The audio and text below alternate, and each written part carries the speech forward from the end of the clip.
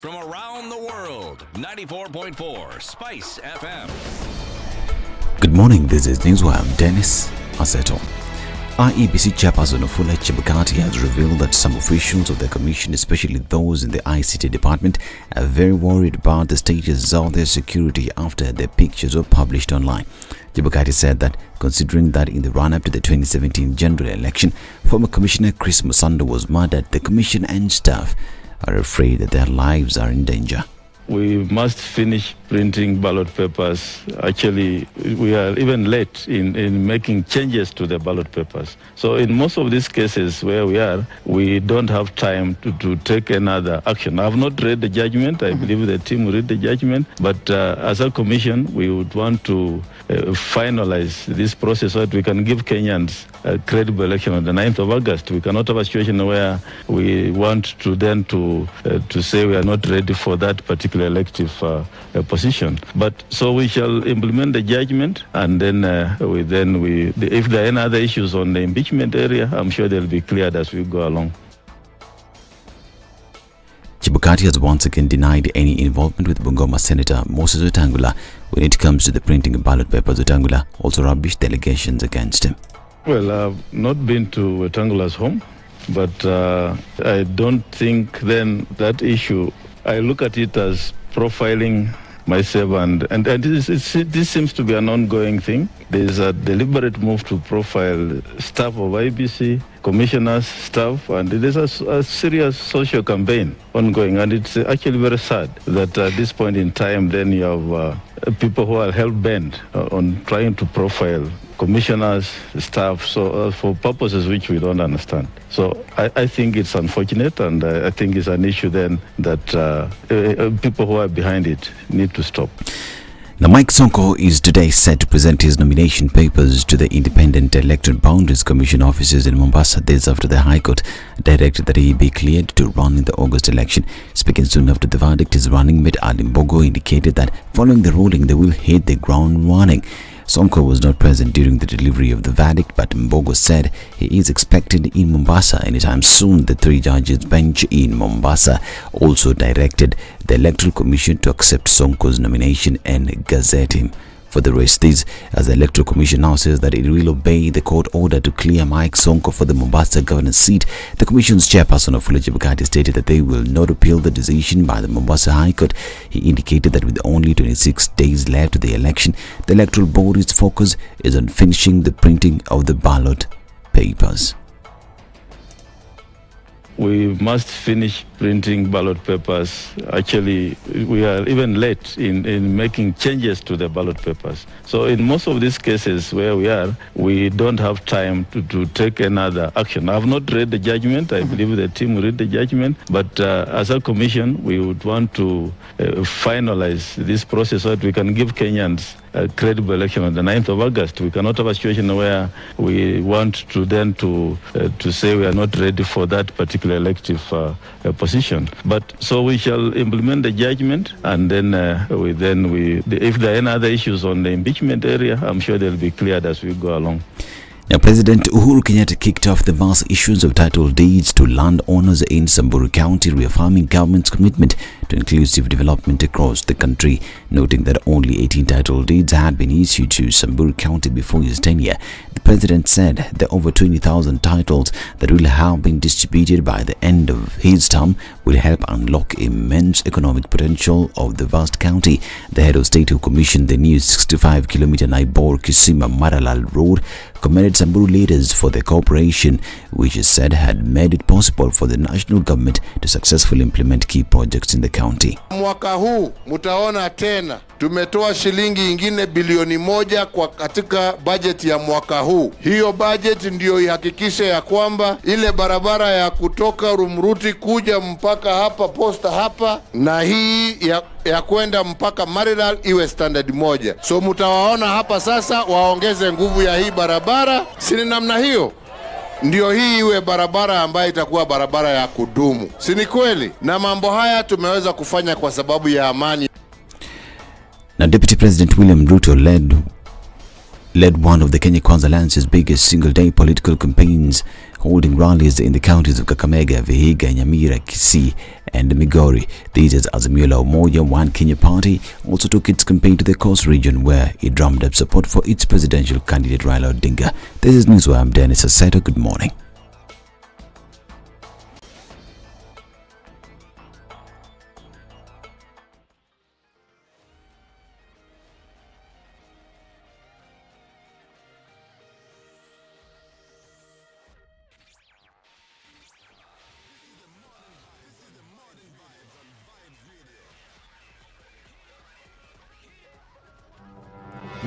No, this wheelbarrow, how can you give people wheelbarrow?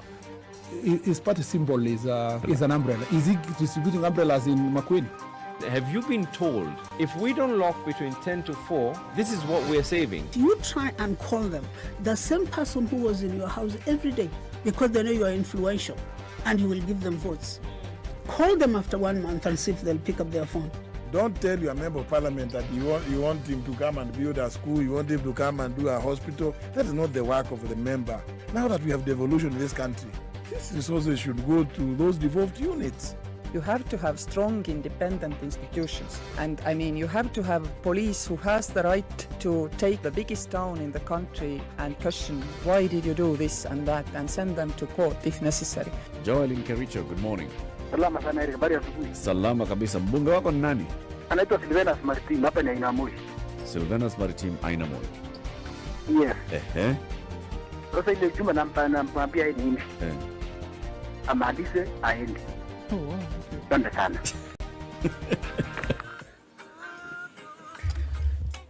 This morning, what are we looking at? Traffic is starting to build up on many streets in Nairobi, but nothing too crazy at this point. We're looking at the thicker superhighway. Some traffic coming then towards the Pangani underpass, but it's manageable, at least for now. Everybody else seems to be just quiet for now. We'll take a look in about half an hour and see how things pile up. Talk to us about what's happening where you are. SpiceFM KE on Twitter. Let's try keep things moving this Thursday, shall we?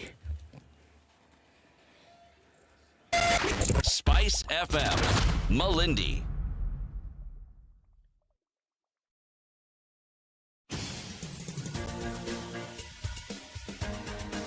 This is the Situation Room, the home of hard-hitting political commentary and penetrating insights about the state of the nation. This is a talk radio experience like no other. The Situation Room, a place for hard truths, debates, and elevated conversations. The Situation Room, witty, political, engaging, deep, controversial. In the room, we have C.T. Muga, researcher, academic, seasoned political observer, a fountain of wisdom in these politically uncertain times. Ndu Okoh, Nigerian by birth, Kenyan by choice, communications expert, Pan-Africanist, a truth seeker and believer in people power, and Eric Latiff, agent provocateur, the man in the chair, seasoned journalist, news hound, a man who believes in punching up, not down. This is the Situation Room. It's the 14th of July, to start your day. 2022. Good morning and welcome to Kenya's biggest conversation. City, how you doing? Fine. Are you well? Yes. Is it cold in your end? Yes. Okay. Am I suffering? Yes. Zoea hiyo baridi. Zoea hiyo baridi. Mazoea. This one, it is not I who has not zoeed it. It is my body. Inside the cloth. Send your body a message. I keep sending that message and it sends the same message back. So Return what I'm to doing sender. now is I'm listening to it keenly. I have I've upped the tempo on my exercising. Yes. Okay. So do some public participation. Yes, with the body. But it's bearing results actually. Yes. The painful limping that occasioned this season has reduced significantly. Yeah. Yes. Okay. That's good. Ndu. Yeah. How you doing? Fine, thank you. Good morning. Good morning. Yes. Is that all? Seminary. You have nothing else to say? Surely. I had 4 dreams last night. Yes. You see? 4. It was really weird. And in one of them, Eliud Kipchoge was in it. I don't know what the significance of it was or is. But What did he tell you? You just stated the significance. You're not limited. I don't know. He didn't say anything. He just appeared. And like then an disappeared. apparition. Okay, the next person who appeared? My mother. Okay. That was in another dream. Okay, then another dream? I can't remember. But That's I a know good- that I That's a good woke dream. up from a dream. The ones you can't remember, right? You woke up. Were you sweating? No. Okay. Were you breathing heavily? I was breathing. Okay. Then the last. Thank God. That's okay. Then the last dream. No, the one I can't remember is the last one. Hmm. Yeah. Do you sometimes The first get into one dream? The first one I was in Eldoret.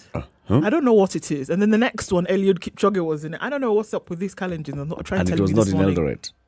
I don't know. I just know that it was. I know. Do you that sometimes the get first into one those was- dreams where there's dream A, dream B, dream This C? is what happened because you come I from woke up. dream A into dream B, then you come back into A, you go into C. There, you find yourself coming in and out of some scenes. What were you watching before you retired yesterday night? The news. Okay. And in the news, was there anything to do with the elections bila norma in Eldoret, elections bila norma in Kericho? Well, something like that. The brain does strange things. The brain, people assume that when the brain regurgitates information, it's sequential. It is not. Huh. No. It picks this and then picks another and then picks another and then picks another. So it's a nice hodgepodge. And you wake up confused. Maybe I'll be traveling to Eldoret at some point. Who knows? You see, me, I'm fortunate. I never dream. So me, I don't have those problems. Yes, you do. Get out of here. Yes, you do. Yes, you do. Right. How are you this morning? Did you dream wherever you are tuned How are you in doing, from? Eric? I am well. Yeah? You sure, Eric? You well? Okay. Oh, you see, just He's well. leave it there. Right. Ni sawa. Ni sawa. Hey. It's Thursday. It's Justice Thursday. We'll have a conversation about a tribunal that is dealing with cooperatives. The Cooperative Tribunal. So this one is for cooperatives.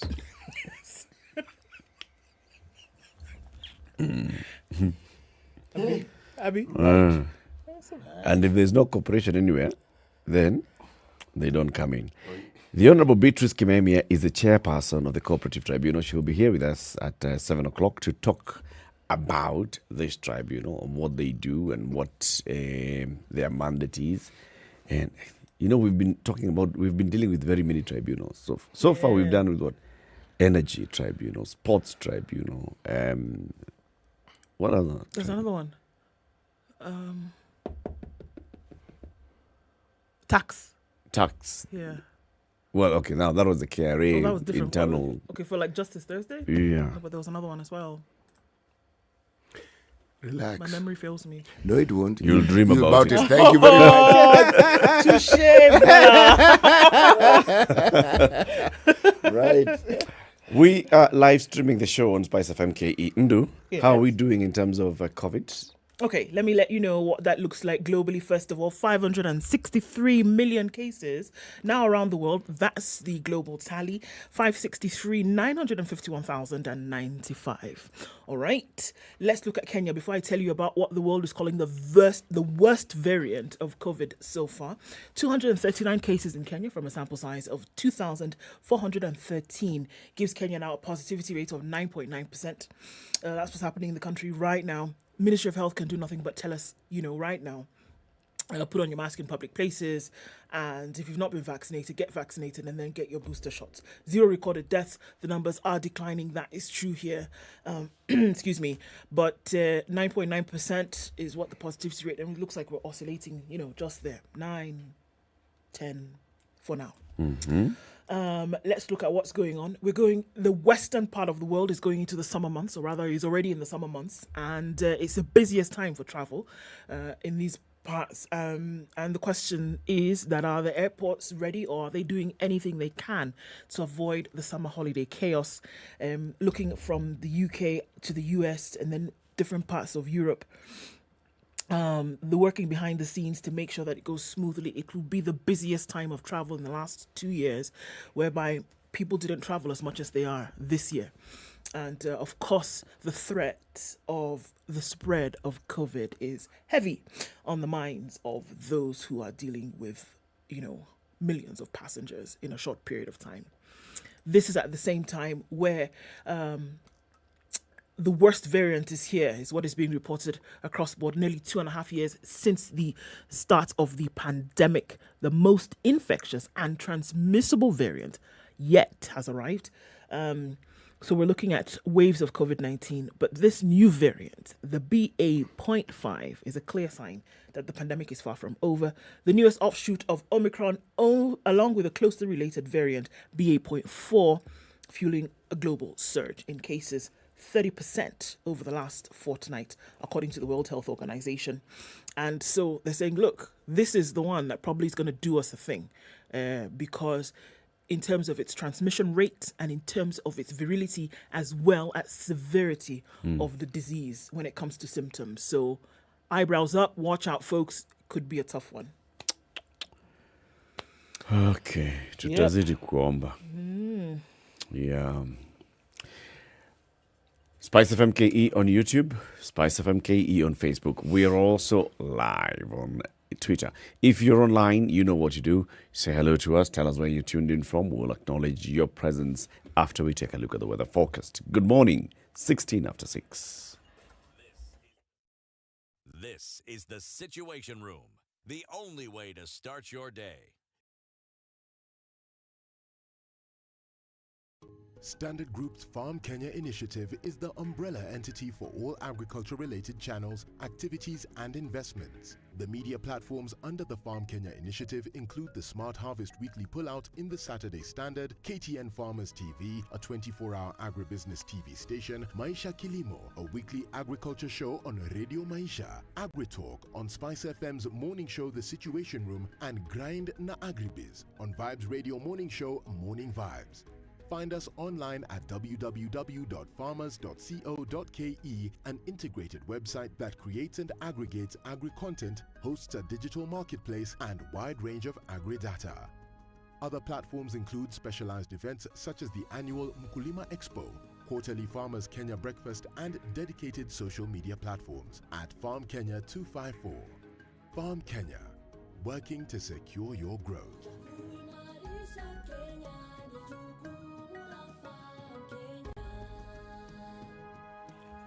We're looking at cloudy conditions in Nairobi at 14. We'll go to highs of 22 and lows of 13 today. In Nakuru, it's clear at 12, highs of 24. We'll see highs of 22 in a mostly cloudy Nyeri at 12, and it's 12 degrees and partly cloudy in Eldoret, highs of 24 and lows of 12. Rain showers in Mombasa at 23, highs of 26 and lows of 22, and we're looking at 23 as the low in Malindi, where it's raining as well at 24, and it'll go to highs of 27. It's 18 degrees and partly cloudy in Kisumu, highs of 28, and we'll see highs of 26 in a partly cloudy Kakamega, currently at 17. It's clear at 20 in Kampala. We'll see highs of 27 and lows of 17, and 27 will be the high in a cloudy Dar es Salaam at 23. It's 8 degrees and clear in Johannesburg, highs of 18 and lows of 5, and it's raining this morning in Lagos at 24. It'll go to highs of 29. 29 will also be the high in a clear DRC Kinshasa, specifically clear at 20. It's 34 degrees and sunny in Beijing, afternoon Thursday. That'll be the high, coming down to lows of 22, and it's 22 degrees and mostly cloudy in Paris, highs of 31 and lows of 16. 17 and cloudy in London, highs of 25 and lows of 15.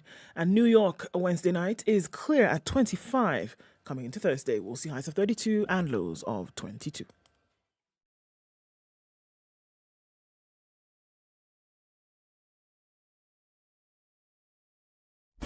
Classic soul, R&B, smooth jazz, neo soul, and nostalgic ballads. Make some noise. Yeah! You're listening to Spice FM. Mature, intelligent talk every morning. Spice up yourself.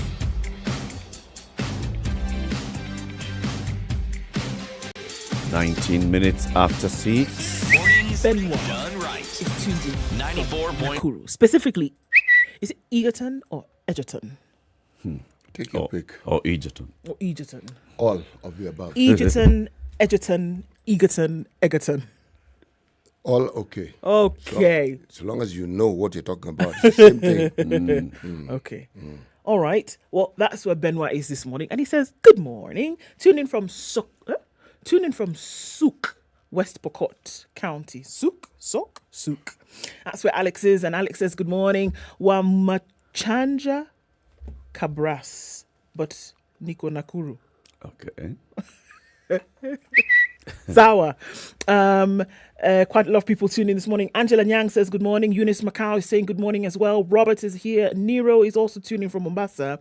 And Mina says good morning. He's tuning from Nyeri. Winnie Githongo is tuning from Ruai. And Govana is doing something. Padlocks. Locked. And live from Machakos. That's where Bay is. Namswa Elisha says, good morning, gentlemen, and our dreamer lady Nduwa, indeed. You know what they say about dreaming. Tuning from Mogadishu. Good morning this morning. Niko na nyinyi mpaka mwisho. That's Peter. Peter says, good morning. Good morning, Eric and team. Edwin is listening to you from Eldoret. Eldoret. There's something here. See? All right. Enyati says good morning from Imaradaima. Karori Joseph is tuned in. Good morning, Shiro, to you. Kariz Mwema says he's tuning from Mazeras in Kilifi. And he said something that I can't pronounce in Swahili. But Chema yeah. chajiuza, kibaya chajitembeza. Yes, that's what he said. Dennis says he's tuning from Kapenguria, the place which must be deliciously cold right about now. Getting you loud and clear is Willie. Govana is tuning from Kangemi. Good morning, says Grand Mula Kaiser. And Ondicho is tuned in as well. Chris is also here with us. And quite a number of people on as well. Thanks for joining us this Thursday. Karibuni Sana. And one more Sana. Sana. Sana. Good morning, boys and girls. The proverb of the day is brought to you by Aquafresh Fresh Gel. Eswatini, formerly Swaziland. It has the last living monarch on the continent. In Northern Africa, there's an attempt. There are some people who... It's an absolute monarchy. Definite, but it's been challenged of late, but it's still a monarchy nonetheless. Okay? That's where our proverbs for the next 2 days will come from. Now, when I was doing my little homework, since it was more than one thing, you can use homeworks. Oh, no, please, you can't. I beg you. Right. They present the proverb in the local language, and then they translate it into English. Okay. So I would be doing them a disservice if I didn't attempt to read the proverb in the language of that land and then follow it with the English, or the translation into the English language. Okay. Letsembe alibulali. Letsembe alibulali. It ended there. That's the proverb. Those 2 words. 2 words. Okay. Those are 4. It's 2 words. Letsembe alibulali. Oh, you've joined them. Okay, I thought you had... No, I didn't. Okay. They joined them together. If there was a pause, it was my making. It was you who paused. It is I who paused. Okay, yes. Sawa, okay. Hope does not kill. Jeez. So Hope deep. does not kill. No, it doesn't. Litsembe. Ali Wembe. Ali Bulali. Ali Bulali.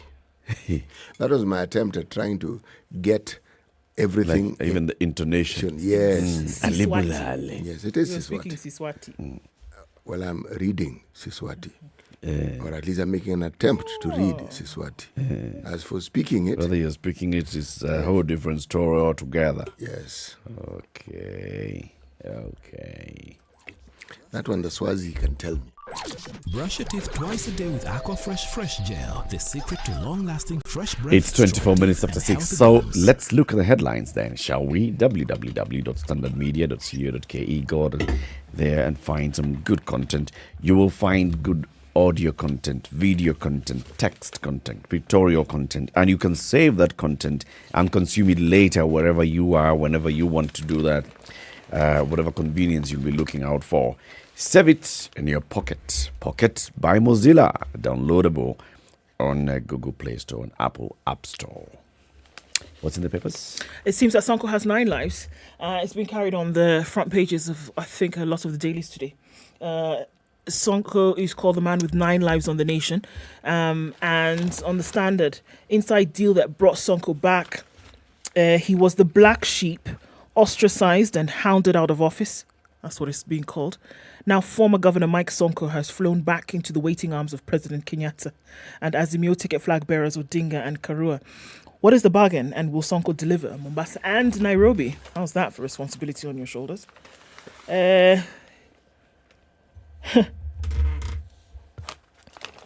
crazy. Dirges was sung, a grave was dug. Former Nairobi Governor Mike Sonko's political career was dead, gone, buried. The eulogy of Sonko spoke about the heights he had scaled, rising from Eastlands in Nairobi with his souped-up matatus and riding on the fame to become a member of parliament, senator, and finally governor of the capital city. But like a political Lazarus, Sonko has risen from the dead. Cue music. Tuesday was a day of fast-moving development for Sonko. At one moment, he was in Mombasa, receiving the endorsement of Azimio La Umoja One Kenya leader Raila Odinga and his running mate Martha Karua. Later, he was campaigning with President Uhuru Kenyatta in Nairobi. Faced with the possibility of being locked out of the Mombasa governor race, Sonko moved between the courts and the Electoral Agency's Disputes Tribunal before the decision was finally delivered yesterday, handing him reprieve. The High Court in Mombasa yesterday ordered the IEBC to accept Sonko's nomination to run for Mombasa governor. The court also ordered the commission to gazette the former Nairobi governor as a contender. Sonko, who is vying on a Wiper ticket, will battle it out with ODM's Abdul Somad Nasir and Hassan Omar of UDA, among others in the race to succeed Mombasa Governor Ali Hassan Joho.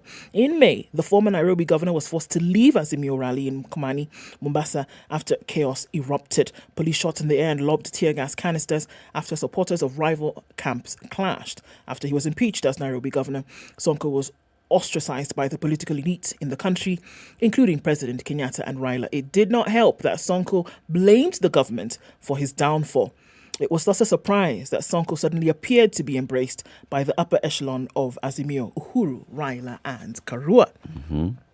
Now, sources close to the former governor suggest that his endearment with Azimio could be of benefit to the candidacy of Jubilee Nairobi governor candidate Polycarp Igathe, who will face off with UDA's Johnson Sakaja. According to sources, the former governor's return to the top political circles was spurred by Monday's gubernatorial debate between Igathe and Sakaja.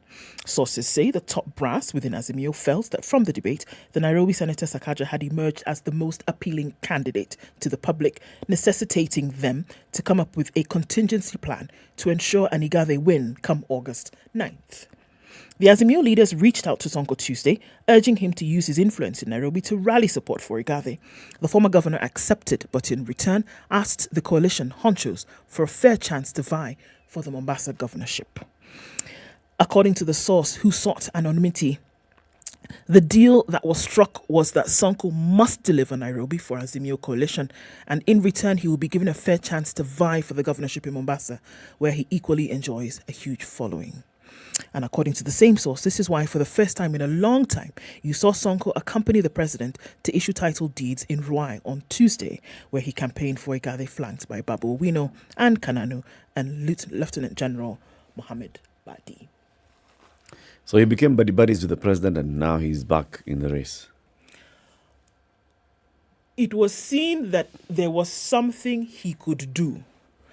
Now, as a result of this collateral or this social capital that he suddenly, or rather that he has had, it was seen, all right, we can use this and you also need something from us. So let us trade by barter. Okay. So the buddy might just be, for optics. But at the end of the day, according to this, the thing is that you have something that I need. I have something that you need. So how about we play? Okay. At what cost? No. Where does the judiciary come in? This is a 3-judge bench of a court of appeal. That delivered this we judgment. Cannot be saying that because of that political agreement, whatever, if there was a political agreement, then that could have influenced the judges. You can't say unless it. That's what we are saying. You can't say it, quote unquote, but the truth of the matter that it's hanging like a dark cloud over the minds of people who are thinking, hold on a minute. So then were they influenced in order to have this thing happen? Because you cannot ignore the rapid succession with which things happened over the last 48 hours. Was it coincidental? Is there such a thing as coincidence? Yes. In politics. In this matter? It's not politics. This is the court. This is politics. This is politics. Why I say it is politics is because if you look at the sequence of events leading to this, and we look at the drama around qualifications, and the drama and qualifications here referring to academic qualifications, and also the moral and ethical clauses that our constitution keeps bringing up, you then ask yourself the very simple question. So, has the former governor been impeached? It's not complicated. Yeah, you ask yourself. And what exactly is going on here? What are we to understand from the court ruling? That to be impeached in this country doesn't mean you are impeached. It just means you're impeached because at a certain point in time you're impeached. But when a judge bench sits together, then it's not 3 benches; it's 3 judges on sitting the bench. on a bench. Okay, right. The 3 judges on a bench sit together. Then suddenly you can become unimpeached. I think beyond that, CT, it goes to then the question that becomes really heavy on the minds of people is that is the rule of law sacrosanct in this country? What does it mean? If it means, what really does it mean? That judgments can be given, processes of the law followed, but then just as easily can be tossed out the window if it doesn't fit a political agenda. Can we discuss this thing further? My goodness. Huh? Because there are so many issues around this. So very, very, very many. Yep. And it's falling hot on the heels of the saga we are seeing at Kenyatta University. But you know, and it's falling I'm hot. saying it could be coincidental. Yes. Because the president is at a rally, at a public gathering on Tuesday. Okay. By that time, the court has already invited the parties to this case and told them we will be rendering our judgment on Wednesday. So they have already sat, they have deliberated, they have come up with a judgment. By the time the president and Sonko are meeting, unless you're saying that they had been influenced prior, political influence, I am not blah, ruling blah, that out. blah, blah. I'm not ruling that out. The possibility But of the these same are 3 cannot... judges. Even if there are 5. We're imputing improper motive on the judiciary. And this is where Actually, I find the problem. This is the problem. Actually, I yes. find a problem because there is nothing. But why shouldn't we? There is nothing in those 2 instances that shows me a link. The fact that one, Sonko appears, and you know Sonko can appear. Sonko appears at a rally. Well, he also appeared with Martha Karua and appeared with Raila. Sonko appears with his He's principles. good at appearing with people, just as he's good at recording the people he appears with. So he appears with his people, and then his ruling is coming up, and the ruling comes out in his favor. Now, we have been talking about the robustness with which the judiciary has been protecting its independence. And this is one of those that is in everybody's mind, right? Why would the judiciary play a political game at this point? Would it be the first time that has happened, or that is said to have happened, purported to have allegedly happened? Those are the things. These are allegations of it happening. Yeah. Yes, indeed they are. But the questions do arise. It could be a 3. Which comes first? Judge. Badge of the judge. Yes. 3-badge judge. This is confusing Kenya. the man. There are 3 judges sitting on a bench. Yes. Always remember, there are 3 judges sitting on a bench. It's easy to refer to it that way. Just say 3 judges. 3 judges, right? The bench, wherever they're sitting is secondary. The truth of the matter is, the case against the former Nairobi governor hinged on his impeachment. Yes. Yes. All the other legalese aside. So has he now become unimpeached? Unimpeached. I mean, that really is the question I'm asking. You'd need now to look into the judgment of the court, the findings that the first respondent acted unreasonably, illogically, and fairly when she rejected a copy of the petitioner's degree as certified, that the first respondent breached Article 27 of the Constitution and the regulations, blah, blah, blah, blah, by disqualifying for failure to provide an original degree. There being an appeal pending before the Supreme Court in connection with this impeachment, the rejection of the petitioner's nomination papers was in contravention of the Constitution. So there are several issues. There were several matters before. The returning officer refused to nominate this person because of the questionable degree. And there was nothing that they used to say your degree is false. Is authentically questionable. Yes. Then the other issue is on the impeachment. That matter of impeachment is still pending in the Supreme Court, exhausting all appeal. Avenues. Okay? So if they haven't exhausted, and the law says, and the Constitution says, why are we stopping you? Dun, dun, dun, dun, dun. No. but this matter, Eric, let's discuss it in greater detail, maybe at 8 o'clock. At 8 o'clock, right? yes. Fine, Yes? 25 minutes to 7. This is Kenya's biggest conversation. It's the Situation Room. Even as the people of Mombasa now start considering the entry of Mike Mbuvi Sonko, Gideon, and all the other names into the ballot. Remember, it is elections bila noma. We have got to maintain peace. We've got to be civil. Penda jirani as we go into the elections. Let's take a look at the traffic. This is the Situation Room, the only way to start your day.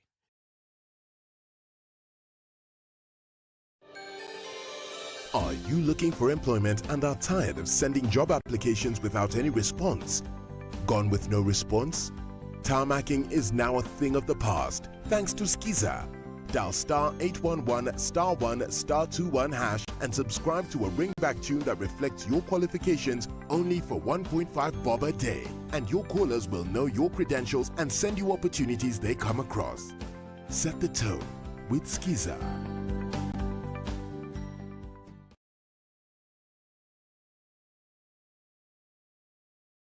Africa is rapidly growing, and Merck Foundation is raising awareness about different social and health issues through fashion and art with purpose. Our Africa TV show on KTN Home will talk about issues that matter to you, such as diabetes awareness, ending child marriage, supporting girl education, and breaking infertility stigma, among other topics affecting the continent. Join Merck Foundation CEO Senator Dr. Rasha Kelej every Saturday at 5:30 p.m. as she talks to fashion designers, singers, and other personalities from across Africa. Only on KTN Home. All right, at a few minutes after 6:30, traffic is building up on Jogo Road this morning. We're going out then towards the City Stadium roundabout, and then we'll spill over to Landis Road, where some traffic has already started to build up towards the Kamkunji roundabout. In the CBD, doesn't look too bad, although all roads are leading into the city centre. Let's take a look at what's going on the Thika Superhighway, and we have traffic just before the Pangani underpass, and that is really heavy. It's looking bumper to bumper. Let's add one more bumper because it looks like it's going to be crazy by 7. Also building up on Kiambu Road today. Limu Road is also doing that thing here and there a little bit. Juja Road is quite crazy. It's spilling over from Outer Ring and then heading into the city. And we're looking at Kangunda Road building up some. Looking further east, coming off the eastern bypass and then towards Kangunda Road. We will see some action there this morning. On Mombasa Road, it's not too bad, but we'll see some action coming closer to 7 o'clock. How about we take a look, see around then, see what it looks like. Let us know what's going on where you are. And we'll take a look into Westerns later as well. SpiceFM KE on Twitter. Talk to us there. Classic soul, R&B, smooth jazz, neo soul, and nostalgic ballads. Make some noise. You're listening to Spice FM. Mature, intelligent talk every morning. Spice up yourself.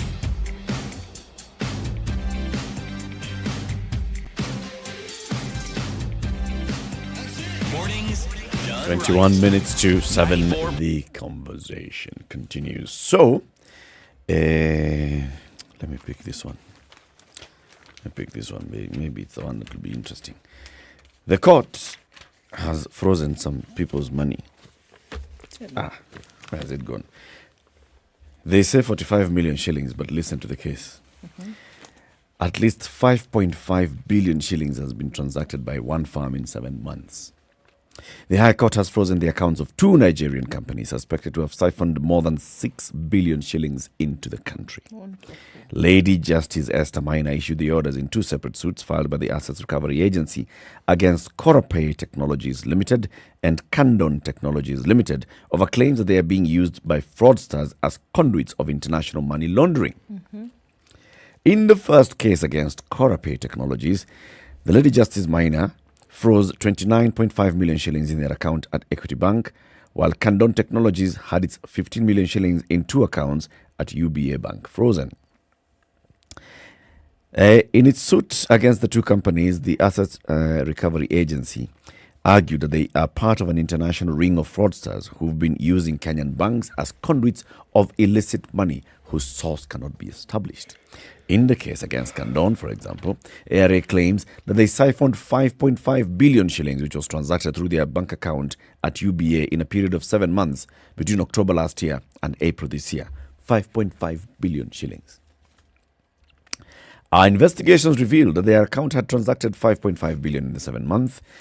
We got intelligence information that they were engaged in money laundering. They had transferred the funds to their jurisdictions with only 15 million shillings remaining. The company is listed as owned by Nigerian nationals Uzuomaka Pauline Okoro with 200 shares and Ayowole Oluwasen Ayodele 800. These are they Kambas or Luos in Nigeria? Uzuomaka is Igbo. Uzuomaka. The other one you said is who? Wait, the first one is called... the names have disappeared now. Start again. Uzuomaka Pauline Okoro. Okoro. Izibo. Izibo. The second one is Ayowole Oluwasen Ayodele. Ayodele is Yoruba. Ayodele is Yoruba. Oluwasen Ayowole. Ayowole. Wole. Ayowole Oluwasen Ayodele. Are you here? Well done. Is Yoruba. Is Yoruba. That one has 800 shares. Is Ayowole Oluwasen, is that male or female? The other one I can see is there's the name Pauline. Can guess. That one is male. Okay. The ARA claims that the company received huge cash amounts from foreign jurisdictions, which were then hurriedly transferred to other bank accounts in a move to disguise and conceal the source and destination of the illicit funds. According to them, they have established that the Nigerian firms are shell companies incorporated in Kenya for purposes of taking advantage of our liberal financial system to launder funds whose sources are not legitimate. For Korape, the state agency said they established it's owned by Gideon Ogenetega. Orowiroro. Ogenetega Orowiroro. And Dixon Chukuma Nsofo.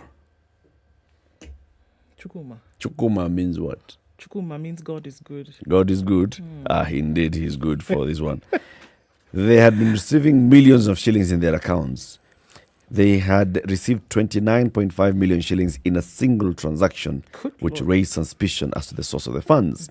The 2 companies are linked to 5 other Nigerian firms and a Kenyan businessman whose 62 bank accounts with over 6 billion shillings were frozen last week.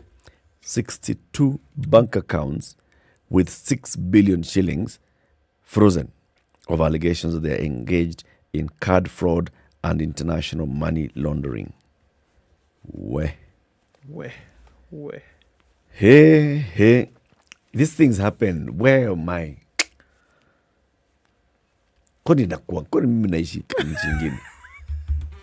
You want your assets to be frozen? 62 accounts with 6 billion shillings. My God.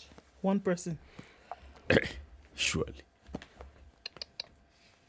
City. Yes. What story are you looking at? Page 11 of the Standard. Nation urged to act as 2.3 billion hit by hunger. 2.3 what? Million. Don't worry. 2.3 billion people. No. It's actually people in the world. Let me just read it. Okay. You thought it was Kenya? I was going to say, Kenya doesn't have 2.3 billion people. An estimated 2.3 billion people globally, that's 29.3%, were food insecure last year. 350 million more compared to before the outbreak of COVID-19. The State of Food Security and Nutrition in the World, SOFI, not short for Sophia, report advises lower middle-income countries like Kenya to support food and agriculture to improve affordability of healthy diets. Let me read this one here. Advises that lower middle-income countries, that is another word for third world banana republic. Okay. Let me just continue. Okay. Countries like Kenya to support food and agriculture to improve affordability of healthy diets. Government intervention. This thing of the citizens are not digging enough. They're not planting the right seeds. They are not sitting adequately under leafy shades. Forget that nonsense. Government intervention. In February, the Kenya Food Security Steering Groups, it's not one, we have groups, said that there were 3.1 million food insecure people in pastoral and marginal agriculture areas. This one has actually gone up. We're around 4.2 now, which meant 48% increase since August 2021.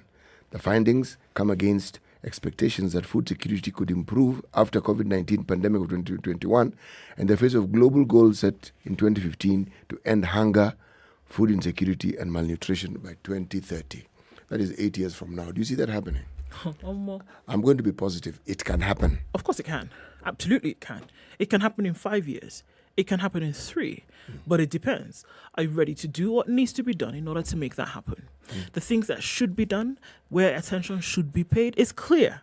I mean, yesterday we had a conversation about how many policies and what have been put in place. But then are you going to follow them? Are you going to implement them? Are you going to put the funding behind them? Are you going to do it? If you will do it, it can happen. If you will do it, it can happen. It's very simple. In this case, 1 + 1 is equal to 2. But if you're not willing, then, you know, can't make water come out of a stone, even if you are Moses at this point. Like that. Everybody, like you're saying in that story, everybody knows that there's an issue with food security and it's global. Okay? What governments are doing, they tell us what they're doing. What we see them doing is different. Now, are governments coming together to actually see how can we all work together on ensuring that people have access to food? This is it. Looking at, for example, what's happening in Sri Lanka. No access to the basics. Grain is expensive. There is no oil. There are no medicines coming to the country. So hospitals, nothing. You fall sick, there's no fuel to take you to the hospital. And even if you're taken to the hospital, then there's no care. There are no commodities in the hospitals. This is a country that's completely gone, and everybody's just watching and saying, okay, let's observe and see what's happening, what's going to happen to Sri Lanka. Well, the president in Sri Lanka took off, didn't he? Yep. So people have inhabited his house. By the time he left, he had nominated someone, appointed someone as prime minister. Precisely. And the prime minister then came in and declared a state of emergency. And the people told him, emergency what? We are living you here with you. Go an emergency yourself. We're living here with you. Emergency. What? You know, we seem to think we have the hot seat here. That president was sitting on a hot seat. Wow. He fled. It's a tough one. I think the process that Sri Lanka, the country, went through to the point where they are where they are needs to be studied in great detail. Yeah. Because we are not far from it. Nope. Here we are celebrating a huge economic block worth what, 29 trillion, is it? Okay. What use are these figures when we can't feed our people? In all honesty. Of what use? I mean, why are we throwing these huge figures when the fundamentals are not being met? Basic, really basic, are not being met. We're talking about food here. Yes. You know, we're talking about eating on a daily basis. And that's why I say that if you want, because how then are you going to come together and make this regional collage, as it were? And the true picture of you as an individual nation is that you're most vulnerable. Look at the state at which they are in. That is the true picture of the nation. You cannot feed the basics, like you're saying. You cannot feed your people. There's a problem. You know, in Uganda, just across the border here, you know, if you just go along this road, go west like this. Yes, like that. They feed bananas to cows. which Because means it's too much. They have bananas. Have you heard of Uganda having food crises? meaning more than one crisis. Got it.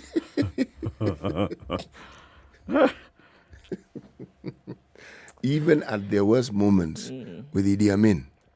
And that was Food never. was not their problem. No, that was not the discussion that they had. So they're food secure. They No, are I as think they're close well to, on the road to food They are as security. close to it as one could argue is humanly possible. So, I mean. And how are they doing it? And they just right literally next door. So it goes back to the thing that how you're going to get that to happen. You have the tools that it requires to make it happen. It must be oiled by will. That's the only thing. If you're not ready to do it, you can have all the tools until you can have all the tools from here till kingdom come. But if you're not going to make the thing move, forget it. And then now we have this situation that we find ourselves in. Today's Thursday the 14th, is it not? Fuel prices will go up again. So the ever-increasing cost of living is going to be ever-increasing. Yep. Yes. Yep. Do we see it being addressed? No.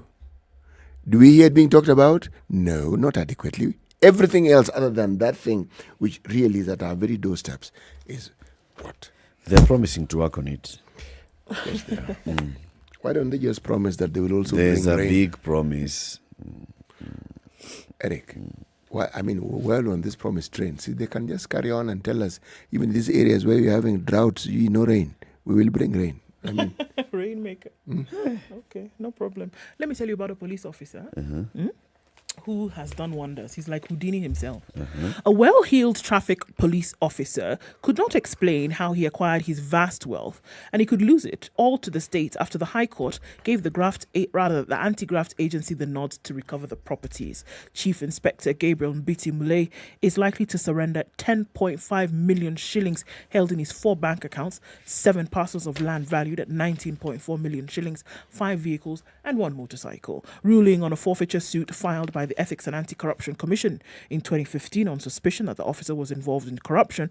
Justice Njoki Mwangi said the properties constitute unexplained assets. She ordered him to pay to the government a sum of 10,536,199, being the cumulative amount he deposited in his bank accounts between June 18th, 2008 and February 18th, 2011. It is my finding that Mule did not offer an explanation as to why deposits amounting to this amount were made to his various bank accounts, including his salary account.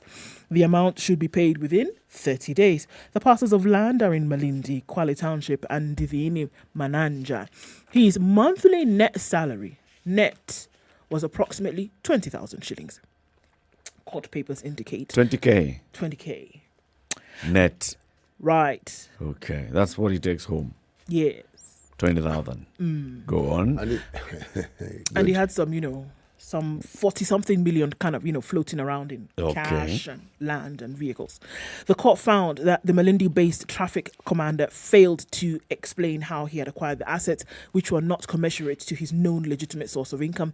She said the officer had the evidential burden to offer a satisfactory explanation on the legitimate acquisition of the assets. When the burden of proof shifted to him, he made a feeble attempt to respond to the claims by the EACC in stating that he had been in active employment for 2 decades. So if you want to do some math here, 20 years, 20K per month. In a year, you're doing the wrong, that maths is not on. Why?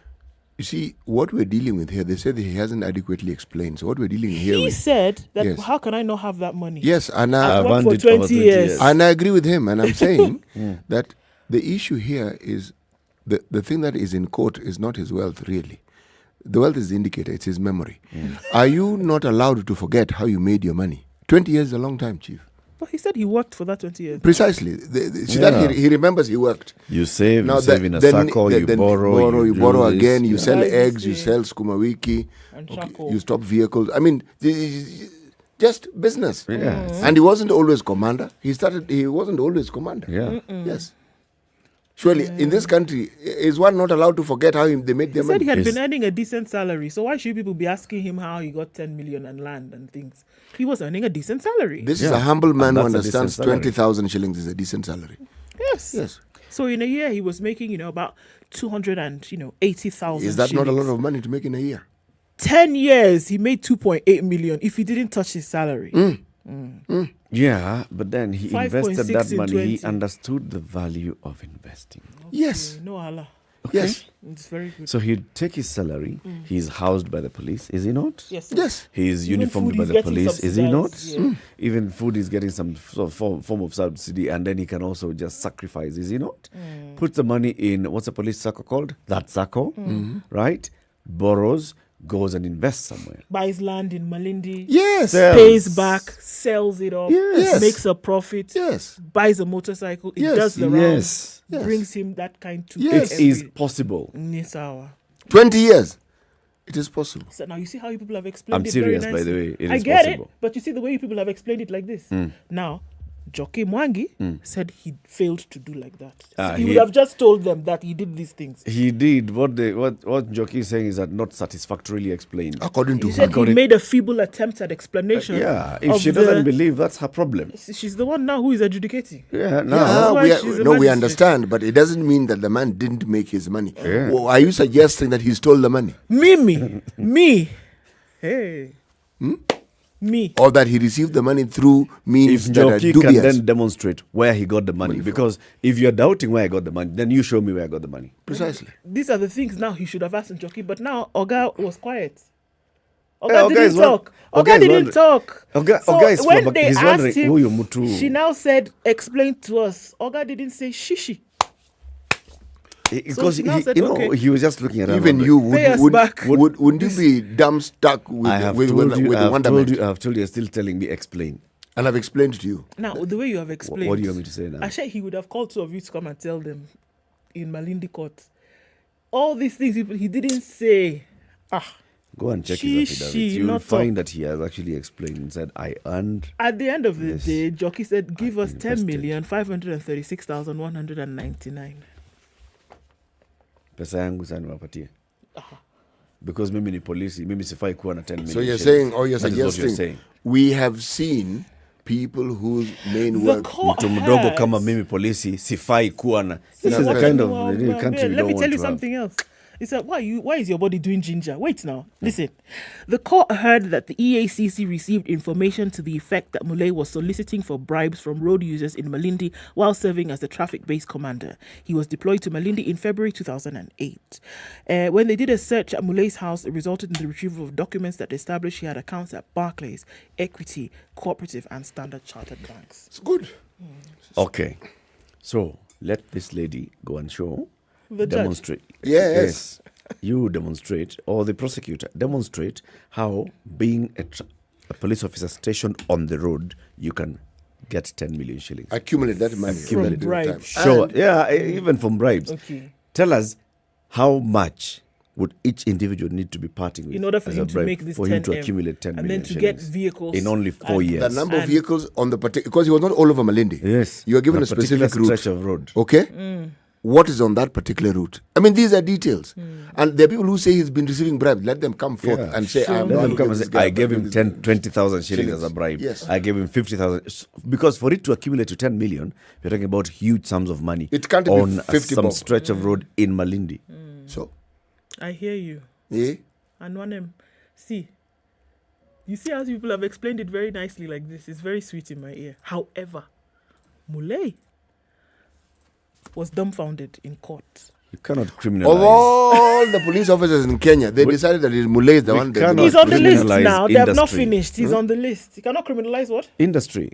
Okay. If somebody is industrious, you take them to court. So everybody else who's big Yana is a billionaire, can they All right. demonstrate to us how they How became many billionaires? government officials do you see going to court because of unexplained blood? 2, 3, full stop. It's unfair, isn't it?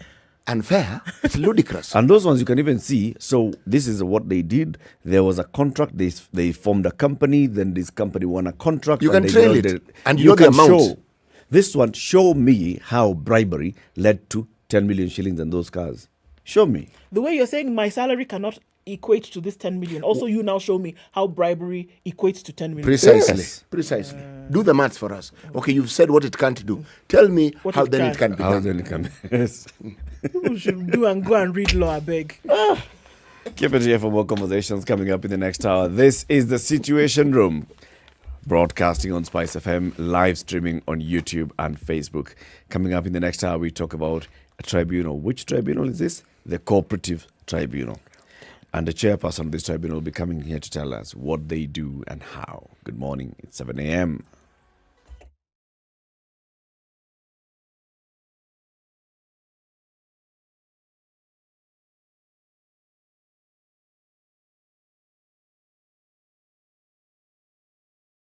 The latest news from around the world. 94.4 Spice FM.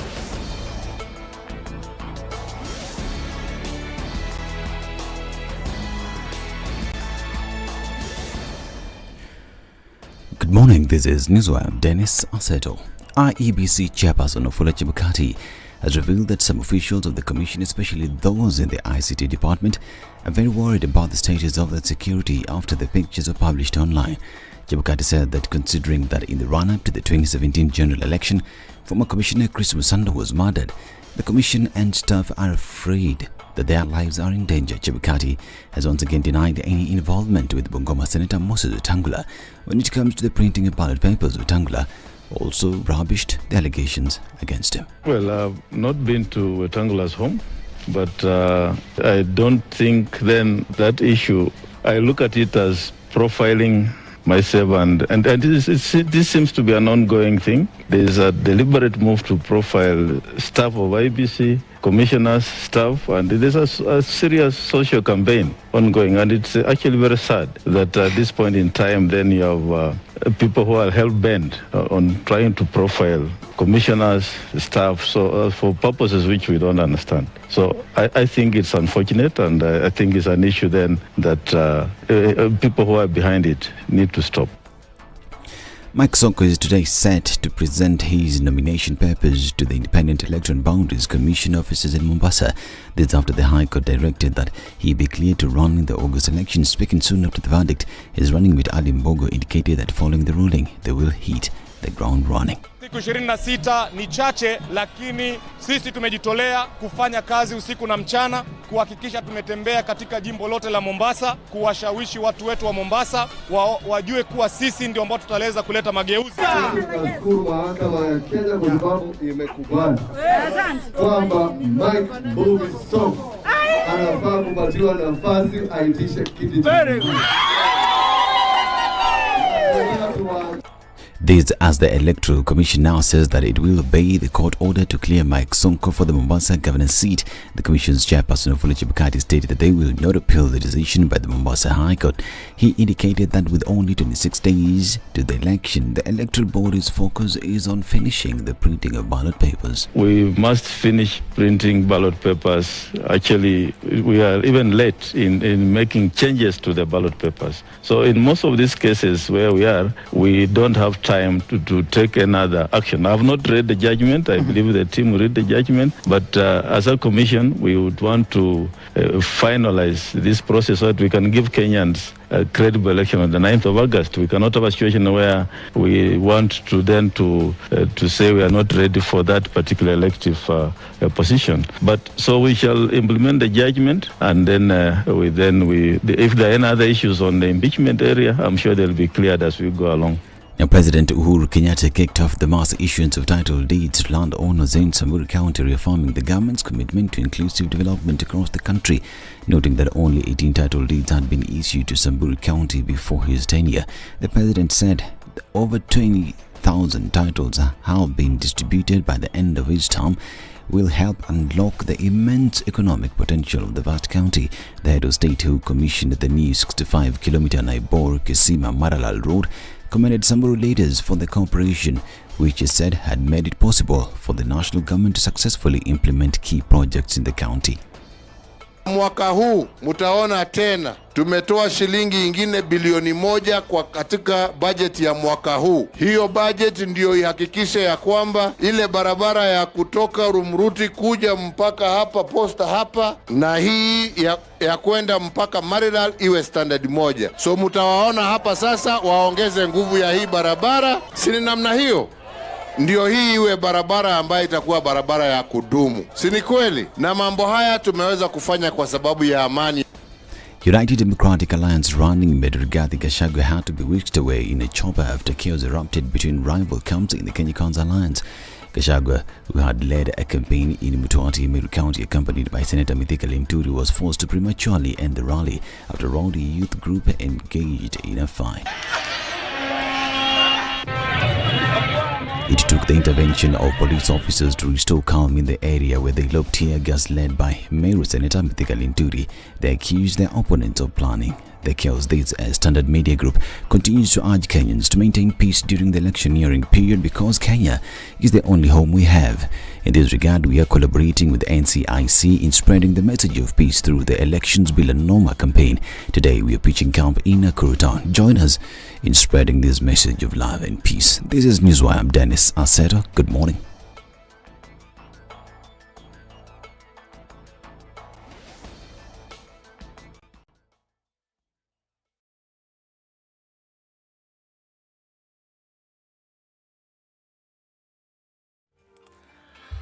All right, a few minutes after 7 o'clock, and what are we looking at in terms of traffic this morning? It's building up on the Thika Superhighway, quite heavy coming into the CBD, and we're looking at bumper to bumper in that particular area. All right, as well as Lunga Lunga, that started early as well. Jogo Road is a mishmash, heavy traffic inbound going towards Landis, which in turn is really heavy as you approach that Kamkunji roundabout. Langata Road is stretching for kilometers, and we're getting towards that new interchange overpass thingamajiggy and creating some traffic as you're getting into the city. Uhuru Highway not looking too bad for now, but you're going to get to that Haile Selassie roundabout and you're going to want to wish that you got out earlier because there's some traffic there. Kiambu Road back-to-back traffic in and outbound coming out of Westlands. James Gishuru looks good for now.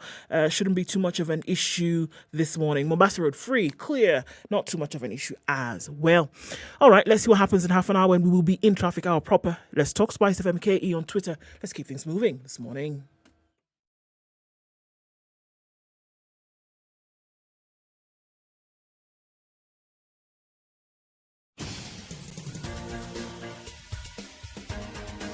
This is the Situation Room, the home of hard-hitting political commentary and penetrating insights about the state of the nation. This is a talk radio experience like no other. The Situation Room, a place for hard truths, debates, and elevated conversations. The Situation Room, witty, political, engaging, deep, controversial. In the room, we have C.T. Muga, researcher, academic, seasoned political observer, a fountain of wisdom in these politically uncertain times. Ndu Okoh, Nigerian by birth, Kenyan by choice, communications expert, Pan-Africanist, a truth seeker and believer in people power, and Eric Latiff, agent provocateur, the man in the chair, seasoned journalist, news hound, a man who believes in punching up. How are you doing? It is 7 minutes after 7. It's the 14th day of July, 2022. Happy Thursday. If you're just joining us, welcome to the second hour of Kenya's biggest conversation.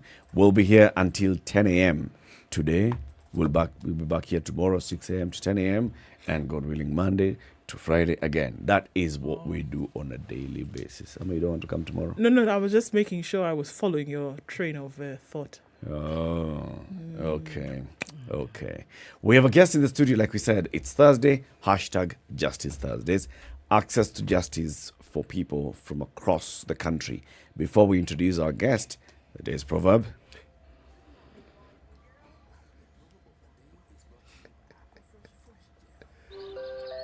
Right. Boys and girls. The proverb of the day is brought to you by Aqua Fresh Gel.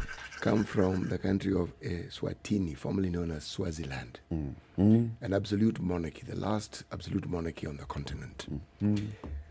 Now, since the proverbs were written in the language, I will read it in the language as best as I can, and then I will then read the English language translation of it.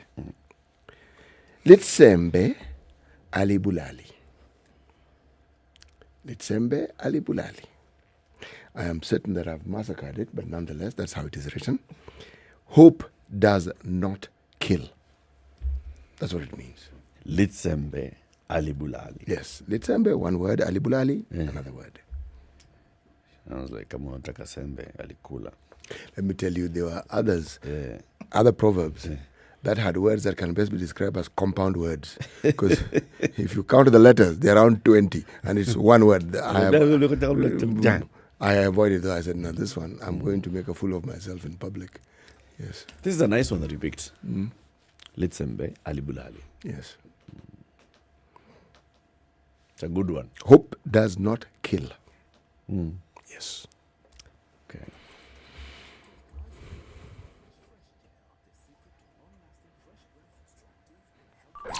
Brush your teeth twice a day with Aqua Fresh Fresh is the Gel, the secret chairperson to of the long-lasting Cooperative fresh Tribunal. breath, She strong joined us teeth, now in and the healthy Situation Room. gums. Happy Thursday, Honorable Beatrice. Thank you. Happy Thursday too. Welcome to Kenya's biggest conversation. This is the Situation Room. What you're occupying is the hot seat. Now you're not the chair. Here you are the other. You're a member, but Karibu member. Very well, thank you. The Cooperative Tribunal, we've been discussing tribunals. We've actually hosted a number of tribunal chairpersons and members. We had the Sports Tribunal, right? Yes, we did. We had the Energy Tribunal. We did. We're forgetting which another tribunal. There were two others. We've had a Political Parties Dispute Tribunal and others. So, and we understand that all these tribunals are basically established with various statutes, but they are doing similar. They have a similar mandate. What is the Cooperative Tribunal? Who establishes you and who appoints you? Thank you, Eric. The Cooperative Tribunal is a statutory body formed under the Cooperative Societies Act, CAP 490.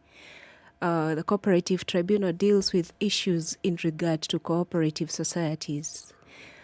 We are 7 members, where the chairperson and the deputy are nominated by the Judicial Service Commission, and then thereafter appointed by the minister, the line minister. In this case, is a cabinet secretary for agriculture, livestock, fisheries, and cooperatives. So, after appointment, repeat that again. Livestock, fish. Yes, it's called livestock. Agriculture. Livestock, fisheries, cooperatives. Okay, thank you. Please go on.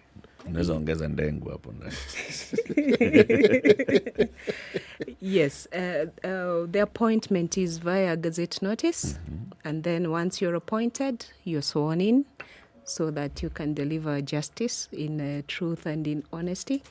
Then the other 5 members, we have a nominee of the Law Society of Kenya, who is also appointed by the minister.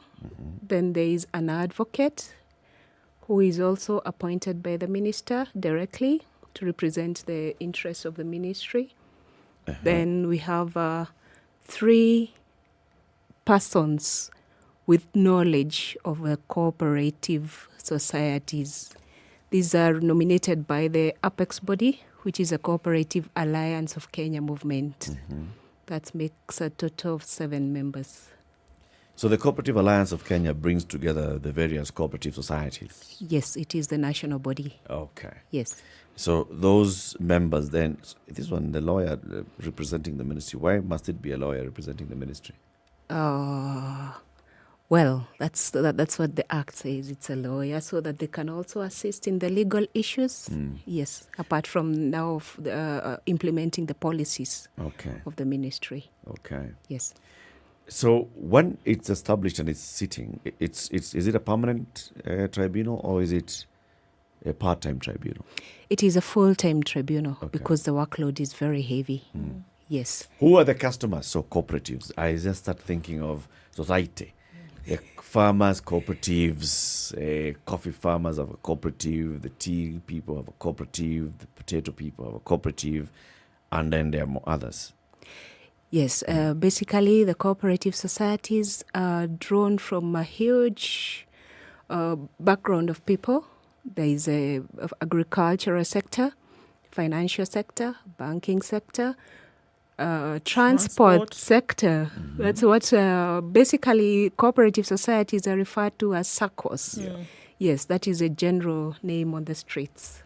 It seems huge in terms of number, because I can only just imagine then the kind of disputes then that would have to be settled, or that would then be brought before the tribunal. So what kinds of things are we looking at? I mean, if we look at transport on its own is humongous in terms of, I don't know how many SACCOs there are in the country. So what kind of disputes then are brought before you? Thank you. There are about 26,000 registered cooperative societies with about 14 million members, with an asset base of about 1.5 trillion. Savings and deposits about 474 billion, and a loan portfolio of over 500 billion. So we are looking at members of the cooperative societies who are in terms of millions. So as much as there are many members, there are not so many disputes, because there's a system of resolving these disputes. By the time they get to the Cooperative Tribunal, they have been unable to resolve these disputes at the ground level.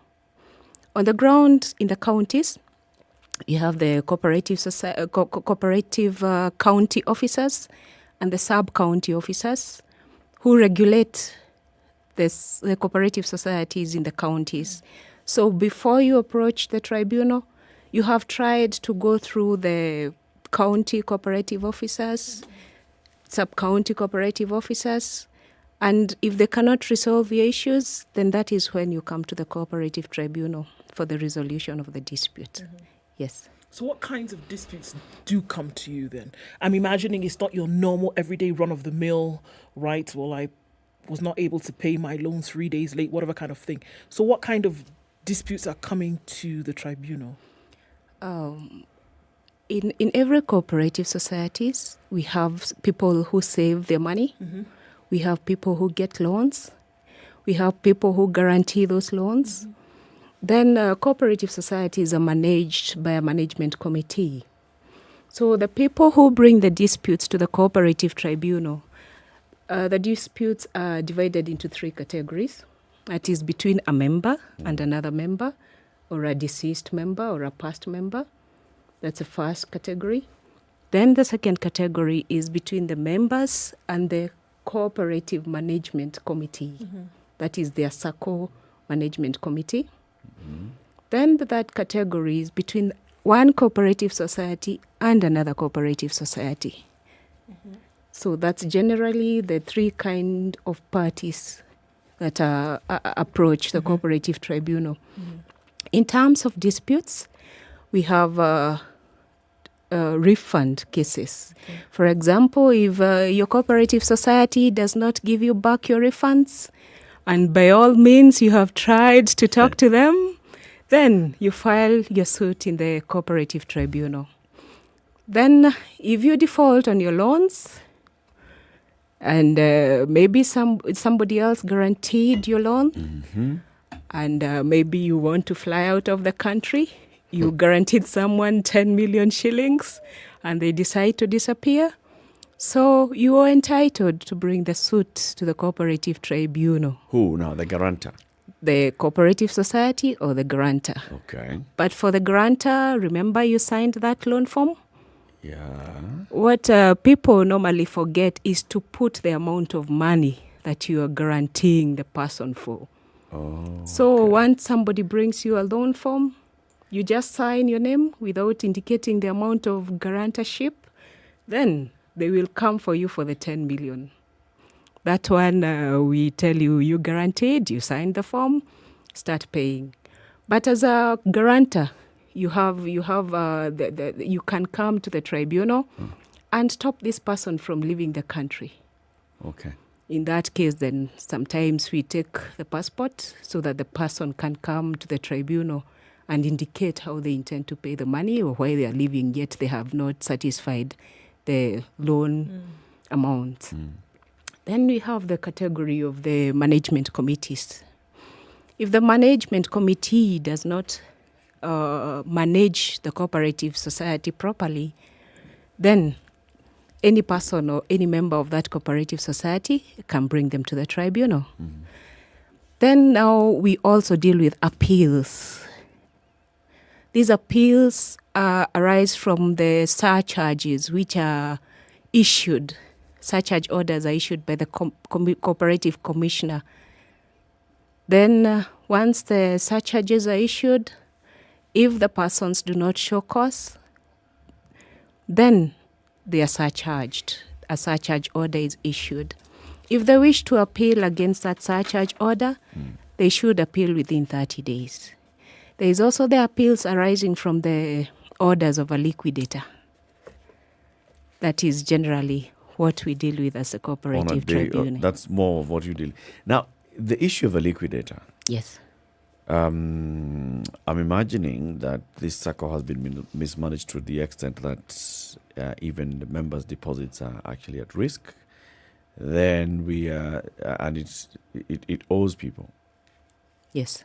And the SACCO itself now is put under liquidation. Yes. So who comes to the tribunal? The members of the cooperative society. What do they want? For their money, what they have invested in this cooperative society. If the liquidator is also mismanaging his office, then the members can approach the tribunal for that. It's a wide range of things that you deal with. Yes, very wide. Is just mind-boggling wide. We're talking about 26,000 registered SACCOs. So even now we have boda bodas have been put into SACCOs. Yes. So we have many more that are registering. Yes. We have the matatu SACCOs. We have the various trade SACCOs. So, for example, people in Standard Group have a SACCO. People in Amway have a SACCO. People in this industry have a SACCO. Those are very many. And then we still have now those others, like farmers, cooperatives. Yeah. Then Teachers. It's like, every profession. Yes. Every ministry. Every discipline. Yes. Essentially, you're talking about a cross-section of humanity in the country. Yes. All of them with one thing in common. They're putting their money somewhere. Yes. And not all. There's some that, like now, boda SACCOs and matatu SACCOs, they don't have to put their money. It's just for a broad management. Do they still fall within the category of SACCO, the broad category of SACCO?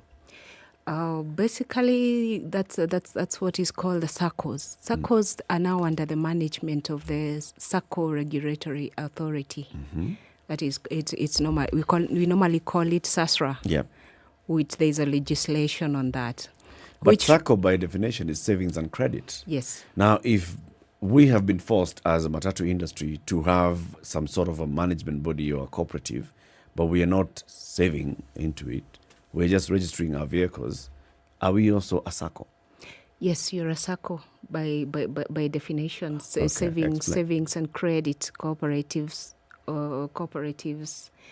As a cooperative society is not necessarily for taking deposits. They also issue loans. For example, if you want to buy a boda and you want to join a certain SACCO, they can give you the funds. Once they give you the funds, you have to operate under that SACCO so that they will ensure that you pay for that boda. Because the boda at the end of the day will be registered under your name and the SACCO's name. So in short, the boda will be the security for the loan. There is also the issue of management. You know the transport business can also be very hectic. So the government needed a way to regulate this matatus, bodas, so that they can have one umbrella body where their interests are represented. Yes. The SACCO movement, by all accounts, is one of the most wonderful things that ever happened in this country, in my view. Getting people to understand that they can look into, resolve, and manage their issues by simply pulling their money together. Just the thinking behind all sorts of banking, really. Now, from where you sit, and if you look at the issues that come before you in the form of disputes, if you were to offer judgment, would you say that the SACCO movement in this country is successful? Yes, it is the backbone of the Kenyan economy. You remember when you were young, our parents were farmers, maybe coffee farmers, tea farmers, and they had that cooperative society. For example, KCC, it is a cooperative society. You deposit your milk, they pay you at the end of the month. You can get a loan from that milk, or you can get feed for your cows, or medicine for your cows. For the farmers, then you can get seedlings. And then at the end of the year, when they're paying out the bonus, then they deduct their loan from that produce. Yes. So you would say that it is successful? It is successful. Anything successful must have problems. Yes. Yes. One could argue success is often built on these issues. Yes. What are some of the pertinent broad issues that SACCOs face? I ask this because in looking at the problems, you can then clearly see what can possibly be done to eliminate them so that the SACCOs can even become better than they actually are. There is a mechanism of having the management committee. The management committee is accountable for the to the members of the cooperative society because they are elected by these members.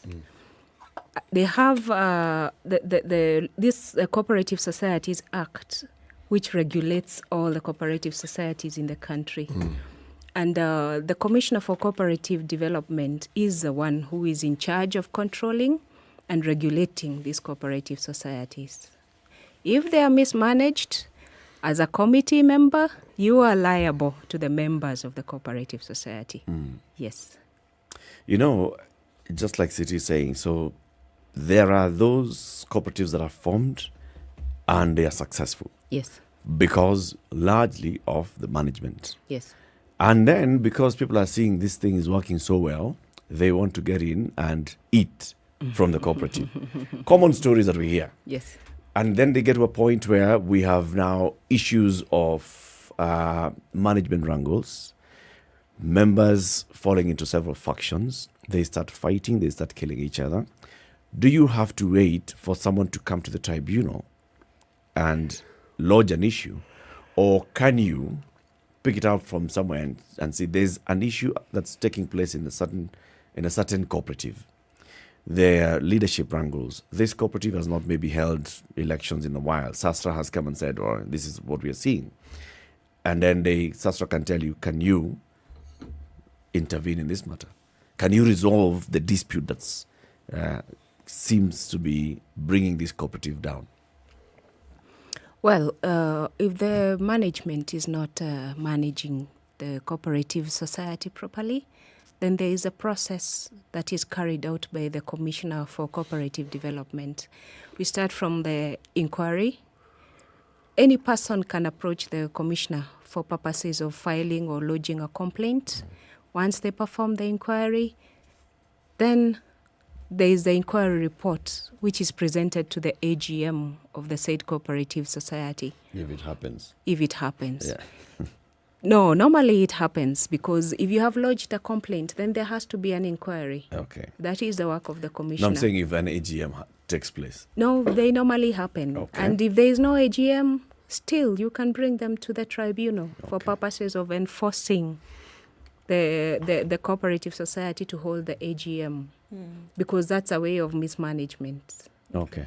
I'm actually now looking at it from that point, from the regulator side. We have got the Commission of Cooperatives, we've got the SASTRA and the others.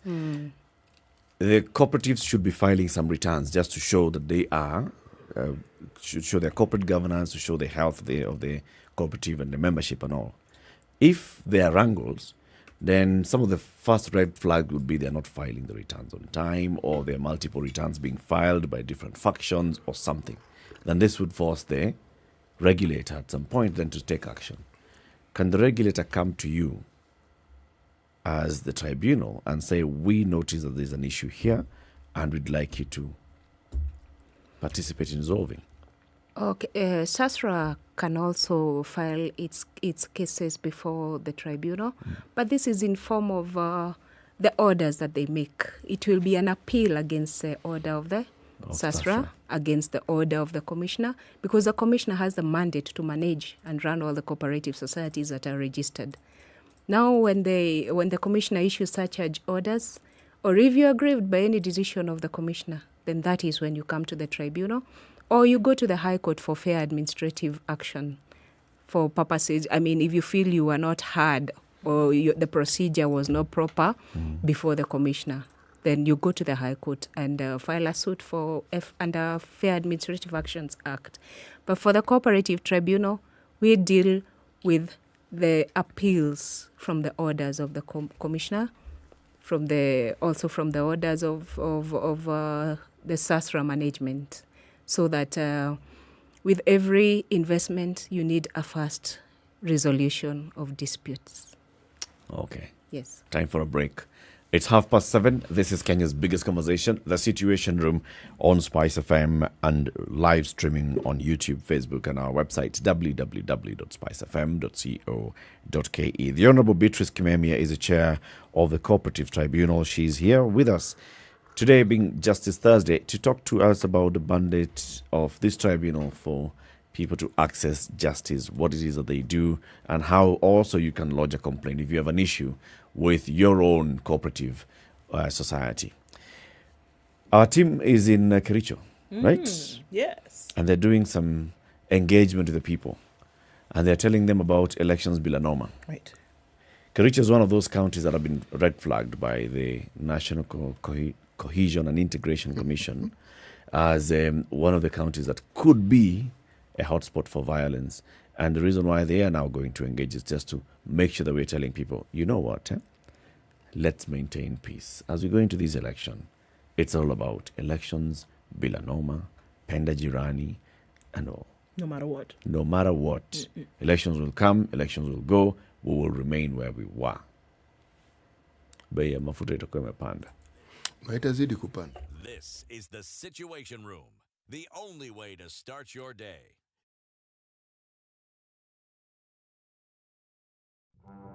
No, this wheelbarrow, how can you give people wheelbarrow?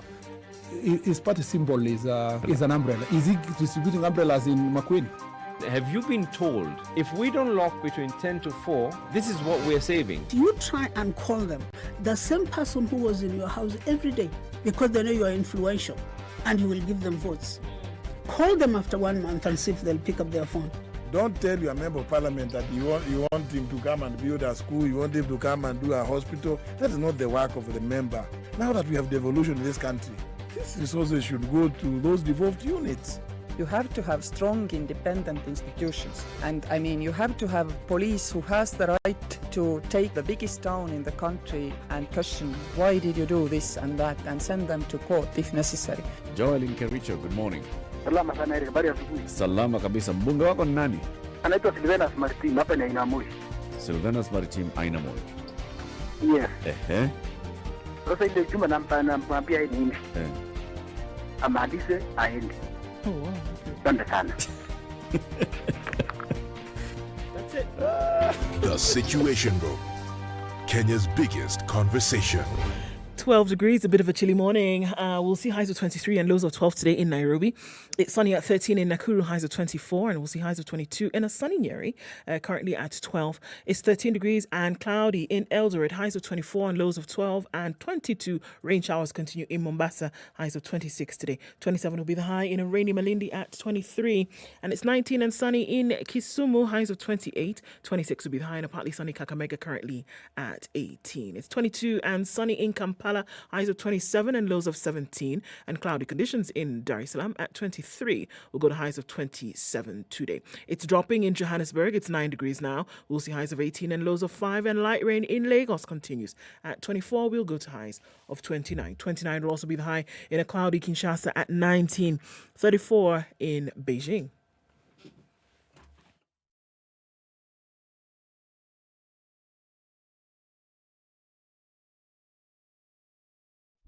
Classic soul, R&B, smooth jazz, neo soul, and nostalgic ballads. Make some noise. You're We started listening something to with traffic on Spice Jogo Road FM. really early this morning and still continues. The Nairobi Expressway exit off of Mombasa Road today, causing a bit of an issue today in terms of leaving, but we'll keep an eye on that. Getting towards North Airport Road also pretty busy. So Savannah Road, Manyanja Road, Juja Road, feeding to Outer Ring and then feeding off onto Lunga Lunga, Juja, Kangunda Road. That whole network is quite busy this morning. We're going to look at the Thika Superhighway, and the bumper-to-bumper traffic is of bumper proportions this morning. It's really crazy, really slow into the city, as is Kiambu Road, bumper to bumper, in and outbound traffic. Doesn't look pretty at all. And there it is, coming out of Westlands, really slow today. James Gishuru looks good, not too much of an issue there. But then as you get onto Wayakiwe and then you get up onto the expressway, the exit there at Westlands, it's going to give you a bit of a pickle. We'll keep an eye on that this morning as well. Coming off of Langata Road, started really early and it continues now. We'll keep an eye here as well. Help us out, folks, and let's talk on SpiceFM KE on Twitter.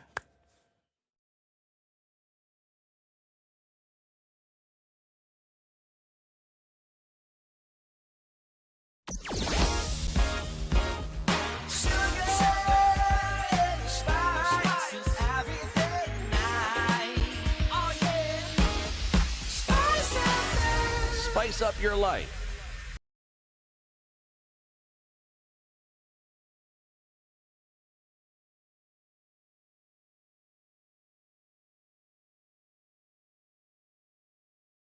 It's 25 minutes to 8. Kenya's biggest conversation continues with our guest, the Honorable Beatrice Kimemia, the chairperson of the Cooperative Tribunal. Established by law, it's a 7-member tribunal that looks at all disputes emanating from the cooperative movement in the country. Where is your office, and do you have branches across the country?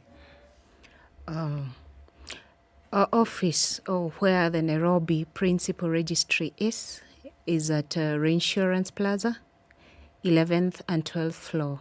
That's where the main Principal Registry is. Mm-hmm. But we have regional registries in eight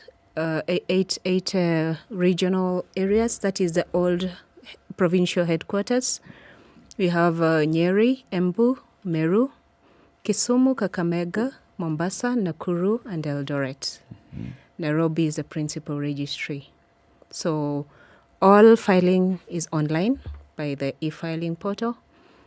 When all these matters are filed in the regional registries, we go to the 8 regional registries in circuits to deal with the matters on the ground. There is one cooperative tribunal in light of the 130 courts in the country. So the Cooperative Tribunal deals with all the cases in the nation. Mm. There is no pecuniary limitation and there is no geographical limitation. What's your caseload like? How many issues are lodged in the registry in a month on average? For example, this year we have registered 450 cases. But in total, all the pending cases are about 3,500. We have tried very much to clear the backlog over the years. 3,500 pending cases? Pending cases. What's the oldest one? I mean, how old is the oldest one? We've been having an initiative of clearing the case backlog. Over the years. We do this by doing the service weeks. Service weeks is when we do the RRI. And start from the oldest matters, pull out all the old pending matters, and either dismiss them or hear them expeditiously. So the oldest matter currently is 2018. Mm-hmm. Yes. It's about 4 years. Yes. Those are very many for just one tribunal to deal with. What is the strategy for addressing them? So yes, you've been working. You have the RRIs, which happen on a week, right? It's 1 week a year. No, it's 1 week a quarter. we do it. We do it once per quarter. 1 week a quarter, where you have these RRI and you yes, speeding up the cases. Yes. But what's the strategy for clearing the backlog and for swift administration of justice? Basically. We are yet to form 2 benches. Currently, as we are only 6 members. There is 1 member who has not been reappointed. The quorum is 3. The bench can be presided either by the chairperson or the deputy chairperson, and the other 2 are the members from on the bench. Mm-hmm. So we are increasing the number of times that we sit, because this is a full-time tribunal, and the rate of clearance is actually quite high. The Cooperative Tribunal was recognized in the State of Judiciary Annual Report in the 2019-2020 as the best tribunal in the country. We have cleared a lot of backlog and still aiming to clear what is remaining until we get to the currently filed cases. Does the tribunal participate? Are they involved in? Do they have a hand in educating these circles so that disputes can be avoided? Because when dealing with disputes, yes, it means things have gotten to a head and now somebody has to resolve it. But are there mechanisms that circles are taken through so that they in turn can take their members through, so that all these things that eventually end up in your courts are avoided? Yes, first of all, we recognize that cooperative society members are members from the same community, same profession, so they have something that's knitting them together. We don't want to break that bond. We encourage all the members who have disputes to have them negotiated or discussed. In fact, when a case comes before the tribunal, the first question we ask is, have you negotiated? Have you tried to settle this claim? And if the answer is no, we tell them, before we give you a hearing date, let us have you go sit down, discuss, because at the end of the day, you'll go back to the same community, you'll go back to the same profession. The people who you have the dispute against are the same ones you're going to live with. So we encourage that parties should not get confrontational. We do leaders' meetings. Leaders' meetings is where we sit with the members, the leaders of the cooperative societies, so to say the committee members, and we educate them about the cooperative tribunal and how to well manage their cooperative societies, so that at the end of the day they don't find themselves brought to court. For example, if you have your refunds not refunded by your cooperative society, and it goes on to an award being issued, who are we going to arrest? We are going to arrest these committee members because they are personally liable to this member who has not been given back their money. Yes. Okay. One of the bigger issues that we saw, especially amongst SACCOs last year, was the one big case of SACCO that had then shut down, and then people's money essentially got lost. How does the tribunal then start to deal with cases like that? And then who then would be responsible for bringing it to the tribunal and say, look, we've saved for a certain number of years, said SACCO has shut down, then what happens? Because then after that, we saw some, regulatory requirements that came as a result of this one case, having set the precedence for. How then is that dealt with moving forward by the tribunal? Once there is liquidity issues in a cooperative society, then the process is to wind down appointment of a liquidator, and then the liquidator is the one who manages the liquidation process. As I said earlier, if the members have a problem with the liquidation process or with the liquidator, that is when they approach the tribunal. But so if I could just interject, unfortunately, in some of these cases, this process it doesn't quite play out like that. Members show up one day to the office, and of course, this deterioration process has been taking place unbeknownst to members, right? And so you then get wind of the fact that something has gone on. How do you deal with it when the liquidation process was not made known, information was not shared?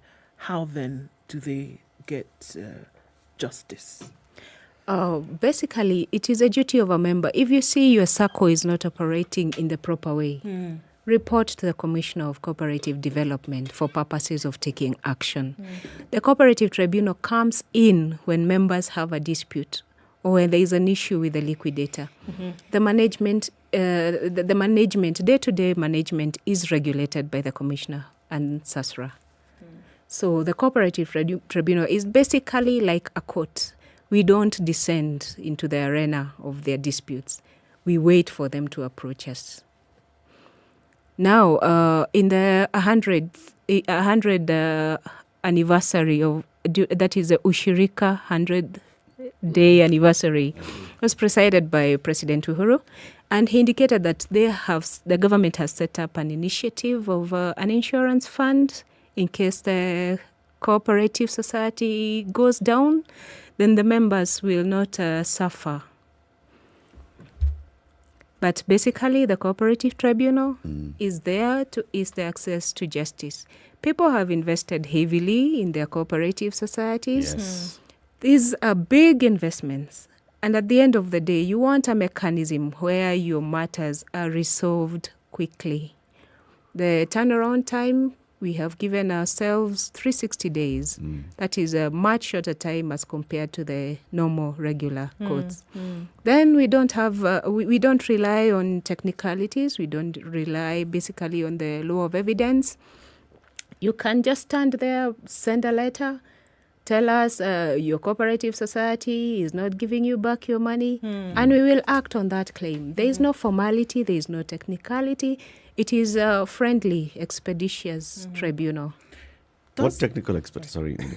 What technical expertise do you have in the tribunal to assist you with your work, like the backroom technical stuff? If someone just comes and says, you know what, my SACCO, I put in money, I have seen Mr. So-and-so has come in and he's now been made the chairman and he's been eating our money and all of us have been complaining. You know, someone just comes as raw as they are, and that's what you're saying. You want them to come as they are. Yes. Then I'd expect that then the tribunal would be able to go back and investigate what we've been told. This is exactly what it means. And this is to establish whether this is the truth. Because when you call in the chairman, Mr. So-and-so, come and give his side of the story. You need to have a balance and see where is the truth. What technical expertise do you have there? Okay. I have my legal expertise. I'm a magistrate by profession. I'm a chief magistrate. So I have the magistracy background. On this bench, the members, they're advocates. On this bench, they're experts in the cooperative society issues. If somebody has an issue with their cooperative society, of course, as a member, each person has an account. If you're claiming this amount of money, then we call for the accounts and see who is on the right, who is on the wrong. And basically for refunds, what we do, we call for the accounts and then ask if there are any liabilities pegging against that deposit or savings, or if you have guaranteed somebody and the person has not paid up. So normally for example, cases of refunds, it is a question of who owes who what. Once the cooperative society presents its accounts and indicates these are the non-refundable shares and these are the liabilities and these are the people they have guaranteed, then that is how we assess the case. Okay. Yes. So, I mean, you talked about earlier in reference to one case whereby then you say, look, does this person then need to be arrested after we find that this? So am I right in assuming then that you also take on the prosecutorial arm as the tribunal, or are then external agencies that you then liaise with to get the job done? Because you're saying, should the tribunal find one, then as a result of that, 2, 3, 4 would happen. So then do you work with other agencies as well to settle these cases? Basically, cooperative tribunal cases are cases of a civil nature. Yeah. We execute our own orders. Okay. We are dogs that bite. If you don't pay, we bite. If you don't pay up, then there is civil jail. There is attachment. Your property can be attached. And basically, that's it. What's the highest amount that the tribunal has awarded, let's say in the last 3 years or 4 years? And what's the lowest that someone has come to claim? In this past year, we have a value register, okay, where we indicate the total amount of money awarded during that financial year. As of July, we had determined liquidated cases of about 150 million. And the highest case amount in that year was 114 million shillings. The lowest, I think the lowest I've seen is 20,000. And that is only in terms of liquidated amounts. That's amount which you can say this is the amount of money. But there are also other orders which are issued. For example, land, assets. So that is the amount of value that we deal with. You know, listening to you, one gets the impression, well, I get the impression that the SACCO movement is being well served. The question I asked, you did attempt to answer it, but I think I'm the one who didn't actually ask it well. So I have rejigged it in my mind, and I'm going to ask it again. And with a little background to the question, a lot of problems that one encounters in life have to do with lack of knowledge. Now, the question I was asking is, these processes that we speak of, they can be mirrored by the SACCOs themselves, meaning they have their mechanisms, yes, but mirroring your mechanisms means that by the time something comes to you, there's clarity as to the paths that have been followed as opposed to what they themselves have determined is the right way to follow. So with this as a background, I was asking the question, the efforts that are made to ensure that these SACCOs understand and then put into practice some of these policies, plans, structures, and in so doing also educate their members so that when you avert issues that might ordinarily arise. For instance, somebody has not been able to pay and they are not certain as to what to do. Many people keep quiet and go underground. Just something basic. So before they get to that, some SACCOs have a clear mandate. They look for you, they tell you, they explain to you, you can do this, you can do the other. But then there are others of a more serious nature. Is this information readily available to the SACCOs? And if so, is it also readily available to the members? Because I'm simply trying to say these are mechanisms that can prevent a lot of the backlog that you've been speaking of. Yes. We sensitize. We try to sensitize the members of cooperative society. Every morning, without fail. So, for example, what we do before COVID came, we used to have these LSK shows, and we would have a stand for the Cooperative Tribunal. That's a one-stop shop where you come, you're given information. Then we go out there, we teach the members about the operations. If you have a problem or an issue with your cooperative society, the tribunal is there to resolve your disputes. Then we have the online portals for the Cooperative Tribunal. The Cooperative Tribunal is under the judiciary. So in this online portal, then if you have any questions, you can send an email to the Cooperative Tribunal or you can call the Cooperative Tribunal and you will be advised on how to go about it. What's the procedure for filing an issue with the Cooperative Tribunal? You can file through a statement of claim. You as a person come and say, I'm a member of this cooperative society, I've saved this much amount of money, I want an order for the cooperative society to give it back to me. You can write a letter, provided the said letter shows that you have a course of action, then we are going to pick it from there. So when I write, where do I take it?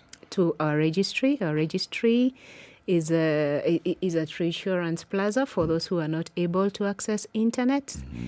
But once you bring it to the Cooperative Tribunal at the registry, 11th floor, Reinsurance Plaza, then the court assistants key it in and open an e-file. If you're able to access the internet, then you file through the e-filing portal. Yes. When someone comes, let's say someone has walked to Reinsurance Plaza, they have a dispute with their SACCO, they want their money out, and they've gone through the preliminaries, and they're just dissatisfied. Mm-hmm. They come and they find officers of the tribunal. They file. Are they given an OB number? What are they given to go home with? Nikona OB. I filed this case. Once you file your case, you're given a case number. It's called a Cooperative Tribunal case. It's a CTC. If it is an appeal, it's a Cooperative Tribunal appeal case number.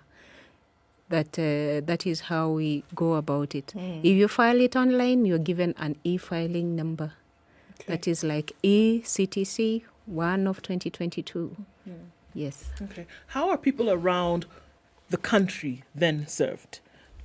If you're not resident in Nairobi, then people in different counties who obviously are members of cooperatives, whatever sector you're looking at, probably more than Nairobi, how are they served?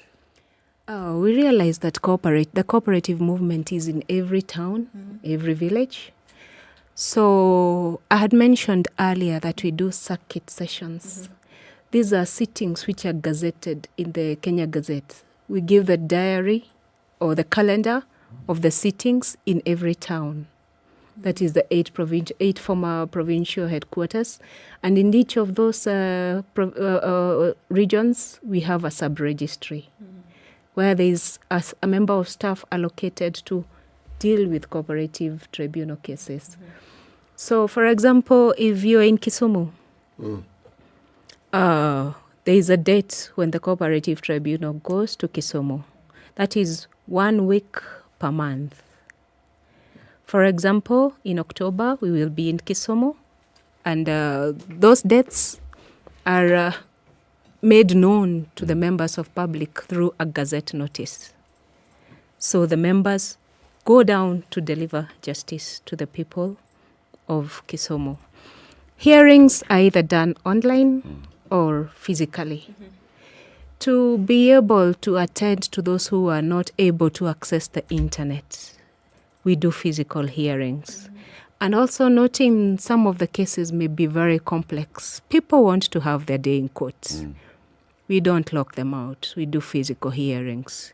If the cases are of such a nature that we can do it virtually, then we do it virtually.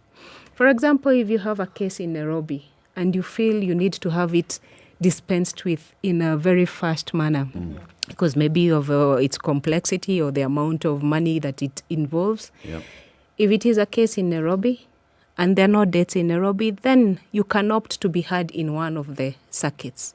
So we don't close out any litigants. You can be heard anywhere in those 8 regions during the circuit session. Are there instances where you've, let's say, gone to Embu after having advertised, published in the Kenya Gazette notice, and the parties don't appear? Yes. And what do you attribute that to? Most of the time, we attribute it to lack of interest in the case. You see, there are some cases where you just file, and once you have filed a case, maybe you resolve it out there, and you don't inform us that you have resolved it. Maybe you pick a date, and then you're not able to attend. Those are some of the instances where the parties don't attend. But in all cases, every party is aware of their dates. Yes. They take the dates in court. The dates are issued in the tribunal. Once they are issued, if it is one party who is taking the date, then they issue the notice to the other party. Internet has made it easier. You can serve your notices through email, through WhatsApp. So it would not... it is not... we don't understand why you would take a date, you are served with notice, and you don't attend. In such a case, then if you are the claimant, we dismiss your case. If you are the defendant, then the case will go on undefended. One question that I have to ask before we end. Yes. There is something called the Diplom law in banking. Now, this law came into being. Does it apply to SACCOs? Cooperative societies are regulated by the interest rates that are issued by the cooperatives itself. And these are the members who determine what policy are we going to have for the interest rates for these members. If you're taking a loan, if it's a development loan, then this is the amount of interest that you're going to pay. If it is a simple emergency loan, this is the amount of money, interest that you're going to pay. And all this regulated by SASRA. Yes. Thank you. Beatrice, we thank you very much for joining us today. You've shed light on a lot of the things that the Cooperative Tribunal does, and I'm sure very many people who are listening this morning are members of one SACCO or the other, or one cooperative or another, and they've gained a lot of insights into it. Asante. Thank you very much. In case you have any issues and you need to be attended to by the Cooperative Tribunal, we have a telephone number for customer service. That is 0798 500 66. You can also send an email for inquiries and to check on the notices on the email address cooptribunal.customercare@gmail.com. If you wish to take a date, then we have the email cooptribunal.dates@gmail.com. Thank you for having me. I hope that the members of public are now aware that there is a cooperative tribunal which deals with disputes in regard to cooperative societies. Thank you. Beatrice Kimemia, chairperson of the Cooperative Tribunal. Very good morning. It's 8 a.m. Time for the news. This is to restore calm in the area where they lobbed tear gas, led by Meru Senator Mithika Linturi. They accused their opponents of planning the chaos. Mkutano mzuri, mkutano mkubwa, lakini sababu ya kiongozi mbaya na mchezo wake wa kutoamini na kudhamini wananchi na raia, akaleta vurugu na kurusha mawe, na nataka kuambia Mheshimiwa Mauka Maore aibu kwako. Kenyatta, umeumiza watu ya Mount Kenya. Tulikuchagua, tulikupenda. Kazi ya Meroa hapa imeharibika. Ulikataa kutafutia sisi soko. Ukaenda kucheza rege na mzee Kizadawiri. We again remind you that Standard Media Group continues to urge Kenyans to maintain peace during this electioneering period. In this regard, we are collaborating with the NCIC in spreading the message of peace through the Elections Bill and Norma campaign. Today, we are pitching camp in Nakuru. Be sure to join us in spreading this message of love and peace. Now, national and regional security chiefs gathered in Nairobi for the final touches of operation and deployment plans for the general election. During the second last of the planned National Security Assessment session chaired by Interior Cabinet Secretary Fred Matiang'i, the 8 regional security teams briefed on their preparedness to secure the August polls and the plans for relevant contingencies. CS Matiang'i exuded confidence that the elections will be adequately secured on account of the elaborate and collaborative early planning by various security agencies. Because all Kenyans would like to have very peaceful elections, and that's what we are all looking forward to, and that's what we are all working for. We will be merciless, we will be ruthless if we detect any activity that is akin to trying to resuscitate, create or revive any form of gang activity. He further urged politicians to maintain peace during this electioneering period and warned that any attempt to cause chaos will be dealt with accordingly. We urge all political players, all our brothers and sisters who are interested in elective offices to conduct themselves lawfully. They should not be tempted by anything to resort to either reviving or trying to create gangs to intimidate opponents or to try to interfere with the electoral process. We are alert across the board. Now, Deputy President William Ruto led one of Kenya Kwanza Alliance's biggest single-day political campaigns, holding rallies in the counties of Kakamega, Vihiga, Nyamira, Kisii and Migori. Ruto addressed gatherings and mobilized residents of the 5 counties to rally behind his bottom-up economic agenda, noting that it was the surest way to expand the prosperity of ordinary Kenyans. Si munajua mashindano iko kati ya Kenya Kwanza na watu wa kuzimia? Na wale watu wa kuzimia kwanza wamesema ati agenda yao, ile mtu yao candidate wao amesema pamoja na running mate wake ati hata running mate wake atakuwa waziri wa kufanya mambo ya kubadilisha katiba. So wamesema agenda yao number 1 ati ni kubadilisha katiba, waongeze vyeo ya viongozi, waongeze mamlaka sijui ya nani, sijui wapangie sisi ile mambo ya rege tena. Mimi nauliza nyinyi watu wa Mbale, watu wa Vihiga, sisi kama Kenya Kwanza tumesema mambo ya katiba ingoje, tupange kwanza mambo ya uchumi. Meanwhile, Azimio la Umoja One Kenya Coalition Party took its campaigns to the coast region where it drummed up support for its presidential candidate Raila Odinga in Kinango in Kwale County. Odinga said once elected, he will address the historic land injustices in the coast region. He further pledged to address the high cost of living and lower the prices of basic commodities in order to make life affordable to all Kenyans. On her part, the Azimio la Umoja running mate Martha Karua attributed the current development system of government to Raila Odinga, saying that Raila fought for the new constitution that brought development. Tutaangalia njia ambayo kiwanda ya sukari inaweza kuleta faida kwa watu wa hapa Kwale. Kwale County ni county ambayo haitakani ila ufukara. Wakati alikuwa waziri ndani ya serikali ya Kibaki, waziri wa barabara, akaboresha barabara zetu. Mara hii lazima tuchague kiongozi ambaye atasimama na vijana wa pwani. Tumechoka kuomba. This is Newswire. Dennis Alceto. Good morning.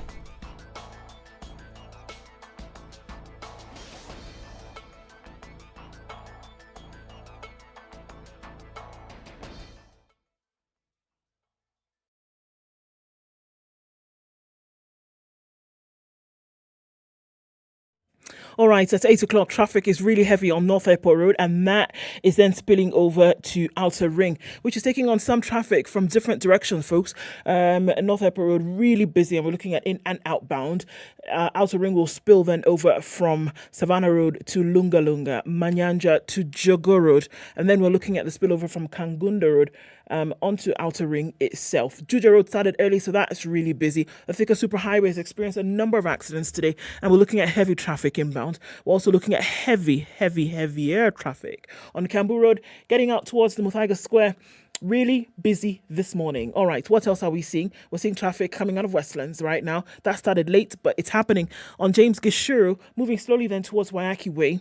And you're going to see Ring Road Westlands take on some this morning as well. So it looks like we're starting late, but we're right in it. Traffic hour this morning looking pretty busy for most parts of these streets. Talk to us about where you are, why you might be stuck, or where you find a good route this morning. SpiceFM, KE on Twitter.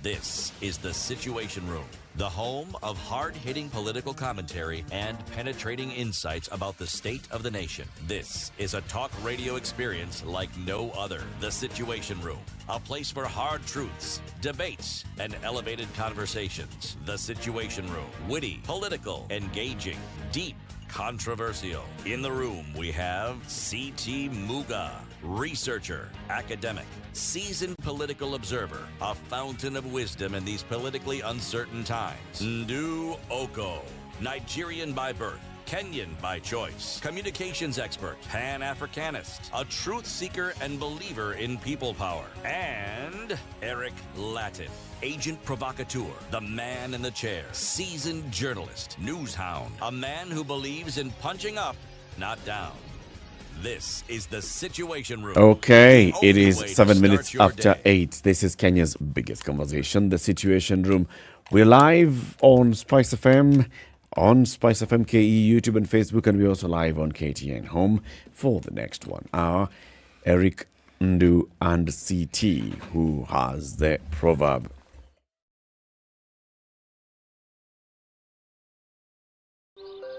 Good morning, boys and girls. The proverb of the day is brought to you by Aquafresh Fresh Gel. Hope does not kill. That's the proverb of the day. From the country of Eswatini.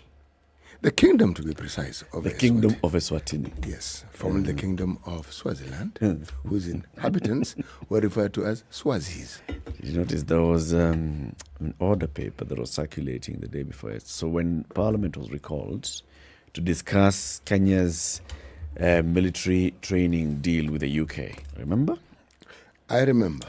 And it had been typed that it's a matter between Kenya and the Republic of the United Kingdom. Yes, that republic called the United Kingdom. United Kingdom is not a republic. It is a monarchy. So the same thing. It is not the Republic of the Kingdom of Eswatini. No. It is the kingdom of Eswatini. All right. And the proverb is in 2 languages. Yes, it is. The first one is in the language of these wonderful people, which I will now attempt to read. Okay. Lit sembe alibulali. Lit sembe alibulali. Yes. Hope does not kill. It doesn't. It's a good one. Brush your teeth twice a day with Aqua Fresh Gel, the secret to long-lasting Okay, fresh let's breath, look at the strong big teeth, news and that came healthy out of the gums. courts yesterday, which is the headline of the Standard this morning. Inside deal that brought Sonko back. And the Standard has given this coverage on page 6 and 7. He was the black sheep, the ostracized and hounded out of office. And now the former governor, Mike Sonko, has flown back into the waiting arms of the president and the Azimio flag bearers, Odinga and Karua. What's the bargain? Will Sonko deliver Mombasa and Nairobi? How does Nairobi come in? Ndu, read the story. All right, so how does Nairobi come into this? It's on page 6 and 7 on the Standard this morning. And so this is according to sources, obviously, that sought anonymity. So, start off in the middle of the story. Faced with the possibility of being locked out of Mombasa governor race, Sonko moved between the courts and the electoral agency's disputes tribunal before the decision was finally delivered yesterday, handing him a reprieve. All right, so it did not help that Sonko blamed the government for his downfall.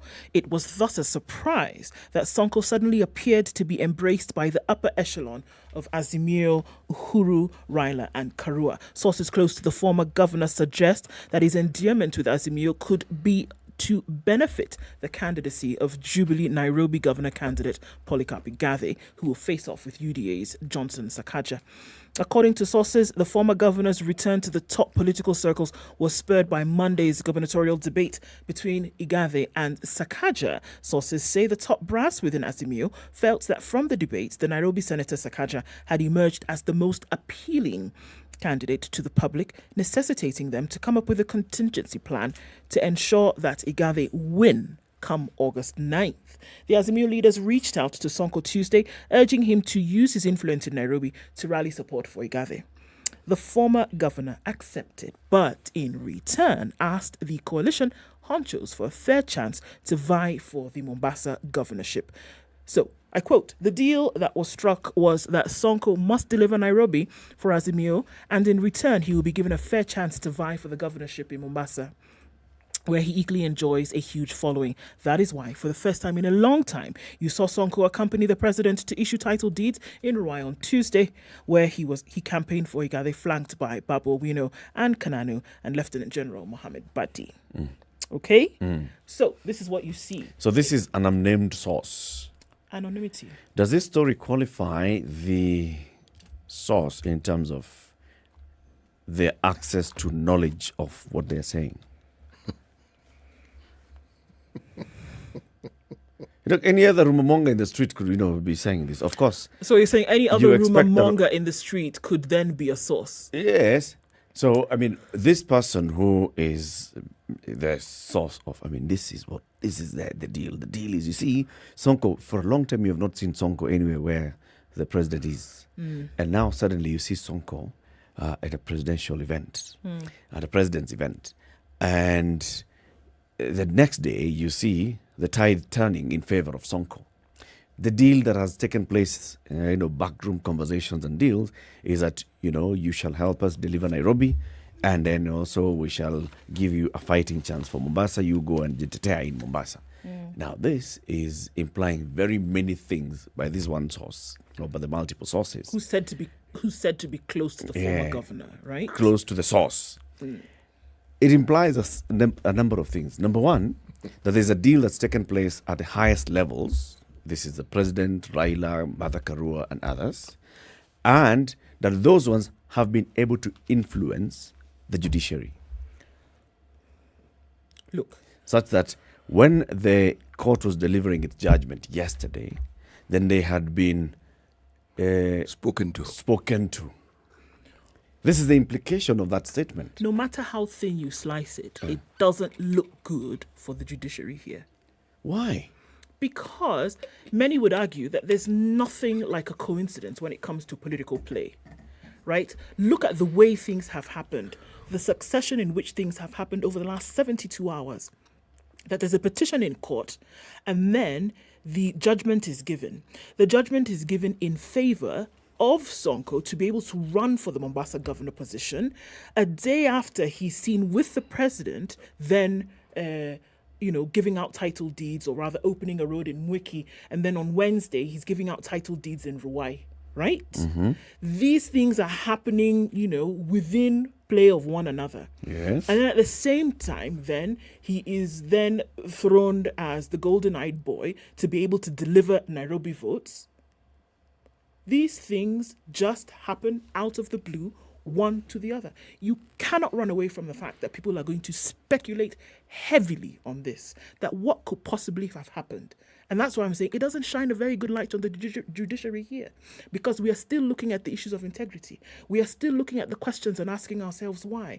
If somebody has been found to have been of certain nature that doesn't allow them to then come back into office, suddenly it's happening. It is not and sudden. then he's been crowned. What is sudden about it? Yes. That you're seeing it This happen. entire It has thing- been in court for a while. Sonko himself moved to court. This camaraderie The that we are the court seeing listened between to the Sonko. camaraderie that we are seeing between the highest echelons of these parties and Sonko is sudden. That is sudden. That's the suddenly I'm And talking that about. that has not had a play in court. That's So, it's in the court of public opinion. It's in the court of public opinion. What I'm trying to get at here is, and I hear exactly what you're saying. Of course, when it came out, everybody was like, "Aye, these judges, aish." With all the other rulings that we've been seeing coming from the court lately, this is one of those. Even Chebukati himself, even despite giving certificates to every other riffraff out there, this one Chebukati himself had said no because law. And now- then the custodians of law come out and say no law. You're like, yeah. Of course, it'll raise that issue. But the thing is, I fight for upholding the integrity of the judiciary. Me too. In terms of whoever may be saying deal, the end result is implying that the judiciary has been tinkered with. The judiciary has been persuaded to vote to deliver a judgment in a certain way. And I'm wondering, is there any connection that has been proven, that has been brought out here at all? There's none. What seems to be apparent is that the perspective being presented, among the things it hopes to achieve, is precisely what you're saying. Point fingers at the judiciary without looking at the details. When did the judiciary meet to determine this matter? They announced that they were going to give us their finding, which means the finding had been arrived at. Yes. Now, if the finding had been arrived at, is it in any way tied with these activities that we are seeing, or is it independent of it? Number one. And even in greater detail, and what gives the discussion gravitas, what exactly is that finding? What did they come out and say? What did they say? Yes, because upon that, we can then determine whether they were heading south or north. Or north or wherever. Yes. Can I just read briefly what went to court and what came out of court? Please. So Sonko moved to court, and he is the petitioner.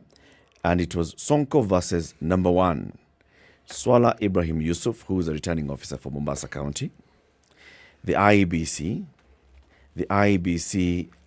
Dispute Resolution Committee, and Wiper Democratic Movement Party.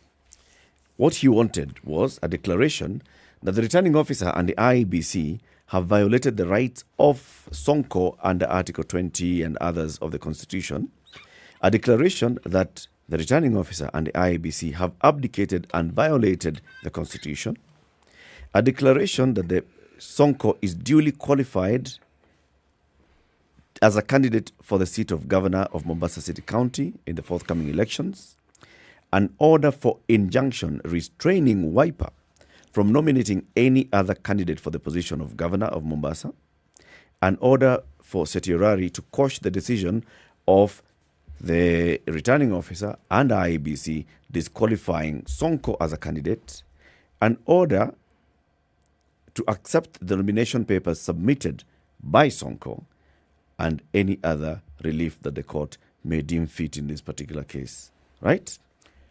The judges listened, they considered all the applications and everything that was brought. The respondents came in and they said whatever they were saying. It's all quoted in this 61-page judgment, at the end of which, I'm scrolling all the way to the end of which, 61 pages are many, Indeed. The judges are, by the way, it's Olga Sewe, Justice Stephen Gedenji, and Justice Anne Adwera Onginjo. The petition was allowed by Sonko. The findings and the conclusion of the court that the returning officer acted unreasonably, illogically, and unfairly when she rejected a copy of Sonko's degree as certified by an advocate and thus violated his rights, number one. Number two, the returning officer breached the Constitution and regulations of the elections, general regulations, as the requirement that he presents a copy of the degree certified by the issuing institution was specific to him, and that in affirming that the returning officer's decision to disqualify him for failure to provide an original degree and a certified copy, the institution of issue, the IEBC was in violation of the Constitution. That there being an appeal pending before the Supreme Court in connection with his impeachment, the rejection of Sonko's nomination papers was in contravention of the Constitution. Because there is what? That issue of whether he was fairly or unfairly impeached is still in court. He has not exhausted all avenues of appeal. So it was in court. And that's why they gave the order that the first, second, and third respondent, that's IEBC, the tribunal, and the returning officer, have violated the Constitution, that those three abdicated and violated the Constitution, that the petitioner is eligible under the Constitution to vie as a candidate for governor of Mombasa, and an order to quash the decision for disqualifying him. That's what they said. They're like, this is what was presented. We heard from Sonko, we heard from the IEBC, we heard from Wiper, and we considered everything, and this is what we're saying. Had they told us that they were going to deliver the judgment on Wednesday, yes, Sonko knew, the parties knew that the judgment was coming on Wednesday. They were not called after Uhuru's tour of Mwiki. Wait, by the way, Kujeni iko judgment. Kujeni iko judgment. They knew in advance. So are those two linked? Any link is tenuous at best. Because the little knowledge that we know is that if a matter is in the Supreme Court, these lower courts can't touch it. I mean, simply put, they can't touch it. They have to wait for that particular court to make the determination. So, any blame that falls on this particular court with regards, and what I like about what they've pointed out, then it takes me back to something very simple. If you're talking about Constitution, let's look at the Ethics and Anti-Corruption Commission and the list of individuals whom they had, who had just some of the most questionable credentials possible on this particular planet. And yet, the IEBC has seen it fit to let these people proceed. And I think that's a broader question Yes. that really does need to shine light on today. Yes. And that is the question of this integrity issue. Yes. That we're looking across board and unfortunately many times leaning on this law, which may be ambiguous to some, but at the end of the day, the law is the law. You know, there's a reason why people have called the law, other interesting names, but it is what it is. However, how highly is the integrity question being upheld today? That why must it be that there has to be all of this back and forth about the issue of, it's at the end of the day, it's the issue of integrity. It's the issue of integrity. Who are you putting into office? Who are you giving an opportunity to even attempt to be in office? And aren't we saying right now that conversation needs to shift fundamentally to who you are putting in office? That if there is a shadow of doubt about your conduct, if there is a shadow of doubt about how you carried out operations or what you do or what you may or may not have taken or done, if there is that shadow, can we say, step aside first before we move forward? And that's the thing, that why are we so uncomfortable having a situation, or rather uncomfortable having a discussion and then further action as to individuals who clearly do not fit the bill? I don't care if you have more degrees than a thermometer. If you have a questionable character and you want to move into positions of government to rule a people, then we should be bold enough to make a decision and say no. You know what also is brought to question, in my mind, are several pertinent issues that touch very, very, very at the heart of our constitution, and more so at the heart of what we refer to fondly as devolution. You know, it may not be comfortable discussions, but it must be said and it must be discussed. Our county systems are tribal. You can call them regional, you can call them sectorial. The only time when there's a shift from what is predominantly tribal or ethnic is when it's a metropolis or a cosmopolis, where you have many people. And this one, former regional headquarters, which were called provincial headquarters, or even currently what you have as headquarters of counties, represent in one way or the other a cosmopolis. People from all over the country coming and living within that area. But the unspoken rule about these matters is that when it comes to positions of electoral processes, like, say, the members of the county system, there is freedom and latitude in that people who represent this mixture of people can be represented.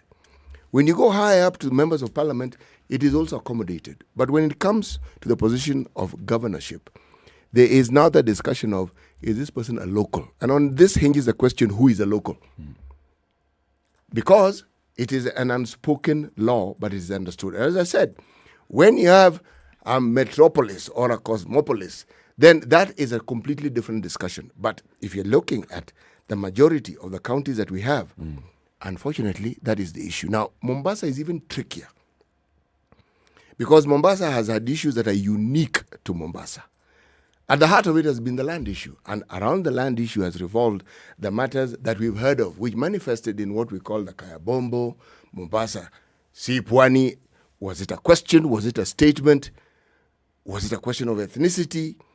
The question being, are we saying that what the numbers of people who represent what may be referred to as locals do not have enough gravitas to determine who it is that they want as their leader? There's a comment that was made in the Standard on page 7, which I think it meant well, but I consider it unfortunate. Entertainment and property magnate Francis Mulinge says Sonko is able to capture Mombasa voters because of his promise to lower the cost of doing business if elected.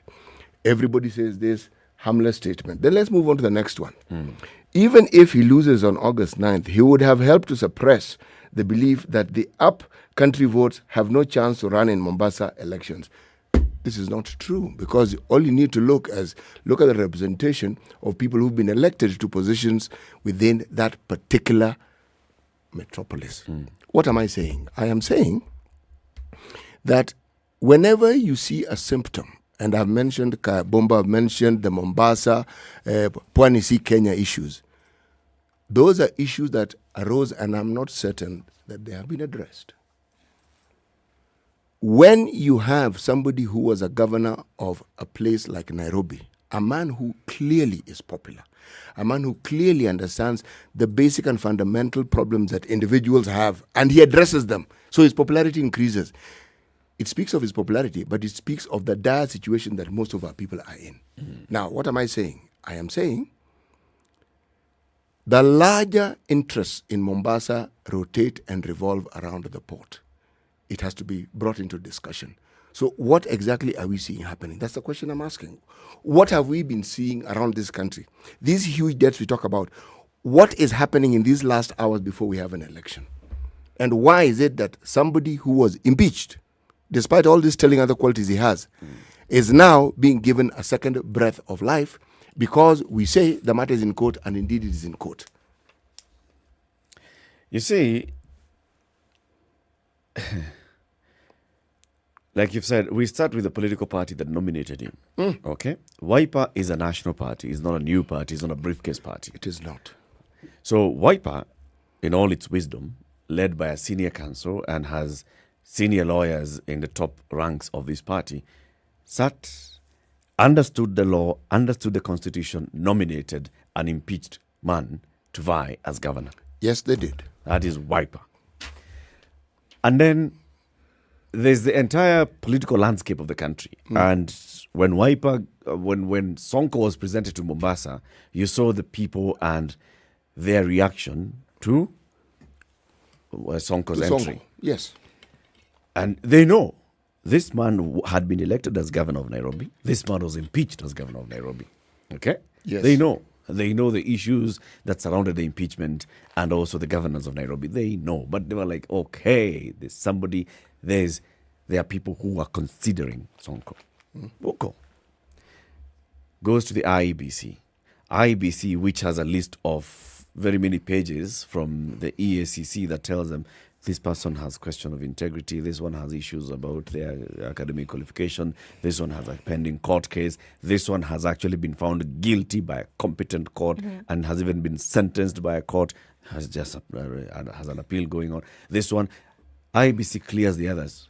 On what account? The law says exhaust all avenues of appeal. But on this particular one, the IEBC says the law is clear. There's an impeachment. Impeachment, Constitution has said, there's not issue about appeal here. You are impeached, you are impeached. What you're appealing is something else, is a process of impeachment. Are you... You are impeached until proven otherwise. Yes. The judges then sit and they come back and tell us, no, there's a case before the Supreme Court surrounding the impeachment. So, has not exhausted all avenues of appeal. Now you're like, okay. The same story that IEBC has been singing over these other cases. Yes. And so the question is, when do we dabble with truth to suit specific circumstances? And you cannot have that as a situation. You cannot say that the truth will then use it to suit us when we want. I'm sorry, but that is what it looks like. That in one case, we're going to make it all right. We can use this. In another case, then we cannot. Unfortunately, the same people that you're talking about, CT, the same people you're talking about have issues that need to be dealt with. Why must it be one person who has to deliver that? You open the door to allow one in, you're going to open the door for everything, vermin and everything to fly in. And that is exactly what we are doing. That the integrity question must be asked at every turn. And if you allow this thing to happen, what you're doing is that you have opened the door and it will continue to happen. When are we going to be comfortable enough to have the conversation and say you cannot put somebody in office, or you should not be comfortable putting somebody who in office who is of questionable character? Yeah. Which now brings the other angle to that question. And the angle to that question is on justice. Fair administration of justice. For everyone. For everybody. Does the court judgment on Sonko uphold, 1, Chapter 6 of the Constitution, and 2, justice for Sonko? Does it? We're posing that question as well on our social media handles, SpiceFM KE on Twitter, on Facebook, on YouTube, on Instagram. Would like to hear from you. As we take this break, take all the information that you go with you in your pockets. Yes, indeed. You're reading many things during the day. You have an opportunity to, glance on this song, glance on this particular article, and you say, okay, I really don't have time running through the day. So what you can do with Mozilla Pocket is that you can put it in your pocket and have an opportunity to read it later, listen to it later, listen to a podcast, read a particular article. Pocket allows you to do that, and you can download that on Google Play Store or the Apple App Store, and you can have a chance then to keep this content whereby you can have all your content on the go. 27 minutes to 9. Time for a break. We'll be back shortly. This is the Situation Room, the only way to start your day. Do you sometimes come across all this interesting and amazing content online, and before you know it, you're 10 tabs in? Or sometimes your browser refreshes itself and you lose that video or write-up you were keen on. In these moments, I bet you wish you could store this content somewhere so it's accessible to you when you need it or want to share it. Well, You can. It is as simple as putting it in your pocket. Thanks to Pocket by Mozilla, you can curate what you love, save it to your list, and access it even when you're offline. It gets better. You have the option of listening to your favorite articles, and before you ask, of course you can watch video content as well as even when offline. Filter the best of the internet and download Pocket by Mozilla now. Available on iOS and Android. Stori zetu kikwetu. Thank you. The political class, the contestants, everybody is trying to outsteal the other. Remorse is not taught in any school. Manners is something you get from your mother. You don't get it from your political party. Why are we so unfocused as a country? Why are we spending money and resources, yet we have real challenges in this country? This coronavirus pandemic should teach us one thing, that universal healthcare is critical. Because at this point, whether you have a medical card that covers you, it doesn't matter. It doesn't matter. This is the situation. The sun is coming out in Nairobi. Through today, we'll see highs of 23 and lows of 14. It's sunny at 14 in Nakuru, highs of 24 and lows of 13. It's 15 and sunny in Nyeri, highs of 22. 24 will be the high in a sunny Eldoret, currently at 15. It's raining in Mombasa at 22. We'll see highs of 27 and highs of 27. Also raining in Malindi. 21 and sunny conditions in Kisumu, highs of 28 today, and it'll go to highs of 26 in a mostly cloudy Kakamega at 21. The sun is up in Kampala, highs of 27 and lows of 17, and we'll see highs of 27 in a sunny Dar es Salaam, currently at 24. It's 10 degrees now and sunny in Johannesburg, highs of 18 and lows of 15, while it's raining in Lagos at 24. It'll go to highs of 29 and lows of 24. 21 and sunny in Kinshasa, highs of 29 and lows of 19.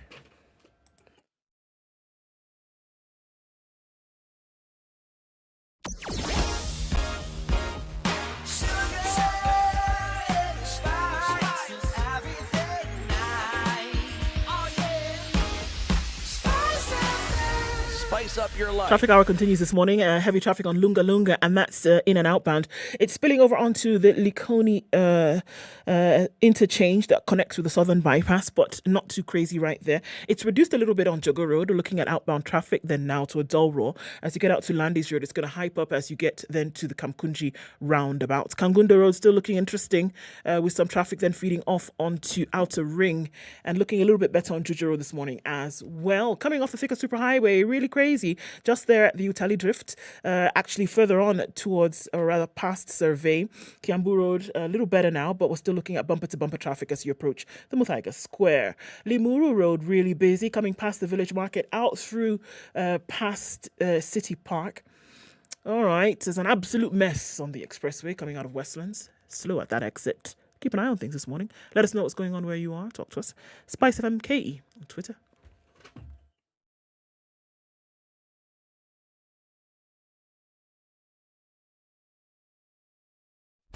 Classic soul, R&B, smooth jazz, neo soul, and nostalgic ballads. Make some noise. Yeah. You're listening to Spice FM. Mature, intelligent talk every morning. Spice up yourself. Okay, 23 minutes to 9. This is the Situation Room on SpiceFM, on KTN, and online.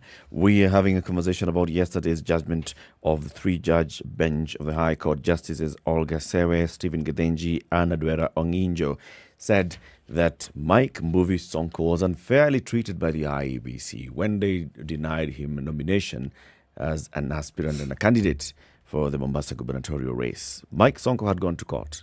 He had gone there challenging the decision by the returning officer in Mombasa, who said, number one, this degree that you've presented, you've not presented the degree in the format we wanted it to be presented. And number two, you are impeached.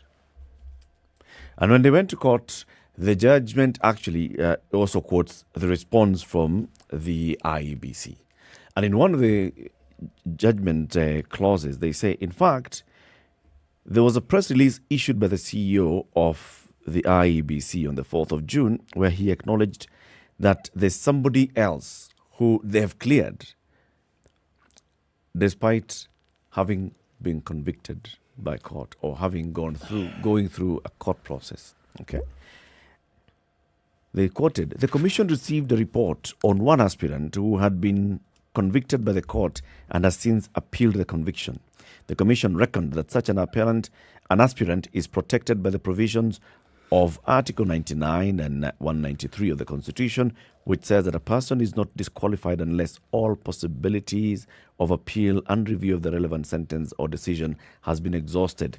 So the judges said it's in our view discriminatory that the IEBC would in the same breath deny Sonko's candidature in the face of his pending appeal to the Supreme Court. In fact, when the first respondent, and this is the returning officer, filed her affidavit, she stated that Sonko failed to present proof of the pending appeal in time, implying that if Sonko had presented proof in time, then they should have made a separate decision. They also went further to say this is completely hogwash as well, because that case before the Supreme Court, the IEBC is a respondent, so the IEBC cannot say they are unaware.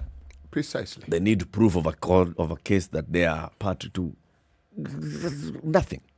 So I said, for that reason, this is discriminating against Sonko. If you've allowed somebody else to vie, and the person that we're talking about here includes Major Waluke, who is a convicted felon, and he's been cleared to vie, surely, why not Sonko? The issue is, does this judgment uphold this chapter 6? We've been talking about integrity. Eric, two eminent legal minds in this country have been in this studio, and the same question has been posed to them, and the response has been the same. It started off with our Chief Justice, Madam Martha Karambu Koome. And we asked the question, this issue of impeachment. He says, when you're impeached, you are impeached. Meaning you continue until the courts determine otherwise. But you're impeached. We asked the question of one, John Ekuru Longogi Okot. This man played a key role in the writing of this constitution. And he didn't even give it thought. He just said, excuse me, that sentence, until proven otherwise, you are guilty. It's not, he did not even give it, he didn't pause. The former president of the LSK, who is also a candidate in this election, on the matter of impeachment, he said, we understand it to be. Yes, exactly. So now, if there's that understanding, how then do you explain the IEBC's role in all these things when the head of the IEBC himself is a learned friend? How do they arrive at this decision that is contrary to what the EACE has pronounced? Legal minds, the highest in the land, have pronounced. How? Are we in the process of witnessing a travesty of the law whose consequences will come to bite us in the not too distant future? Because once you create this, what exactly do you think you've set in motion? Which is what I was saying. You open the door, you will have no control of whatever can come into the house. You do not. Because who is to say who will not come tomorrow and say, well, if you've allowed that, then surely you must allow this. And if the precedent has been set by other people who have worse cases and have been cleared by the same IEBC, then how much more will you not stop somebody who has not even been convicted? This fella has not been convicted, and his case is before the Supreme Court. Right? So the ones who have been convicted, you IEBC cleared. This one has not even finished, and you've not given an opportunity. And that's what I'm saying. This one has been convicted. That's what I'm saying. No, it's a two-step process set up in the Constitution. Sure. Now, impeachment. One impeached by the has been impeached. MCAs, sure, but his case confirmed is by sure. He's gone to court. Said case has gone to the Supreme Court. Right. And by the way, same IEBC it's like an appeal. But the same IEBC has cleared those other ones. So why not clear this one? And that is what I'm saying. You've opened that door. There will be nothing, my friends, that will come before you tomorrow that you will then be able to give excuse for. You will have to allow everybody in, and that is what I'm saying. What are you upholding today? So the very clear answer to your question, does this judgment uphold the tenets of Chapter 6 of integrity? And it's obvious that it does not. Because who are you applying the law, the rule to, and then who will you not? Will you pick and choose who you will apply it to or not? You can't do that. Although, if you look at it, maybe the judges are basically just pointing us back to this IEBC. They are kicking the can down the road. And this is what I wanted to say. They are saying, look, this person is here claiming that he's been discriminated against and is giving us evidence that other people have been cleared and yet he hasn't been cleared. Other people were cleared on lesser requirements for how they present their degree. He has been told, bring a certified original copy of the certified degree, and he's like, the certified certification. Why him? Now, right? This is what I'm saying, that now what this judgment does is one of two things, right? It shows that, okay, so maybe we're just romancing this integrity. We're not face on with this thing. The second thing, what it does is that it is showing that IEBC has its pants down here, because it's also probably asking the question, IEBC, as you are clearing these people, maybe now we are shining the light on you. What are you actually doing? What are you actually doing? You know, I see two different issues here. And the courts addressed what was before them. Theirs is to adjudicate. Yes, they addressed what was before them. They were not. Were they addressing the impeachment issue? No. Were they addressing the integrity of Sonko? No. They were dealing with this case that came before them. Yes. Discrimination. That's it. And the IEBC, unfortunately, by its own activities, which we see with our own two eyes, if you have two eyes, unfortunately, gives the impression that it's discriminatory. See, Teeth, about 4 weeks ago, I told you, and I said, you know what? In all of these things, IEBC is just showing themselves the way they are.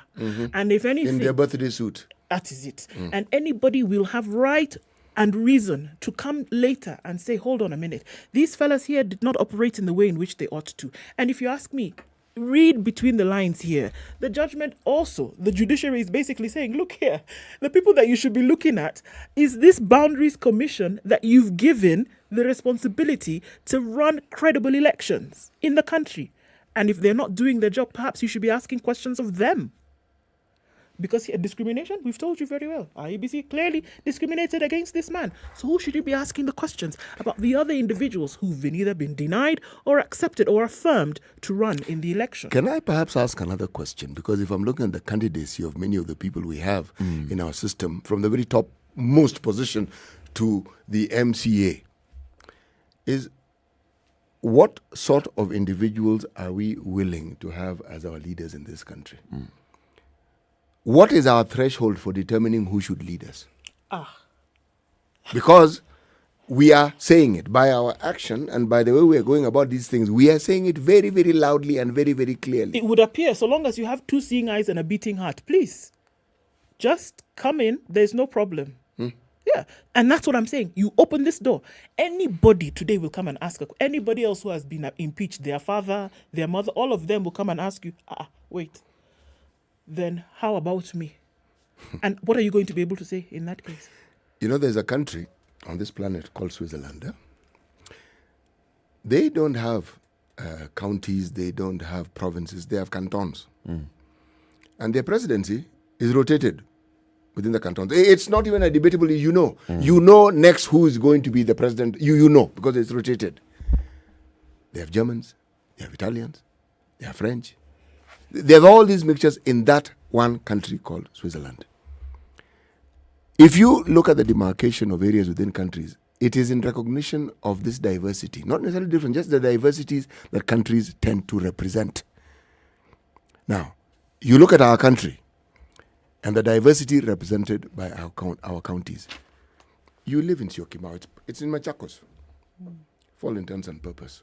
You tell me, with all the mixture of people who live in what is now the larger Machakos area, many of them don't even belong to the Kamba Nation. Do you see a situation where one of the many communities represented there, whether they are Embu, Meru, Kisii, being governor of Machakos? No. In the distant future, it is possible. As the metropolis expands, let's go now to Kiserian and the areas beyond. Same mixture. What am I saying? I am saying there are rules that are unspoken of, but they are understood. Even if you grew up in Mombasa, you're called Ambara. Given the community I come from, we're called Wagori. Okay? But the thing about the coast is that it is very accepting and welcoming. it is something you see in very many parts of this country as well. In fact, I could argue the whole country. Being accepted to live and to be part of that community, Kenyans don't have a problem with that. The problem they have is when they see you as a visitor wanting to now take a key leadership position. Kenyans have a problem with that. Ledama Olekina has said it here.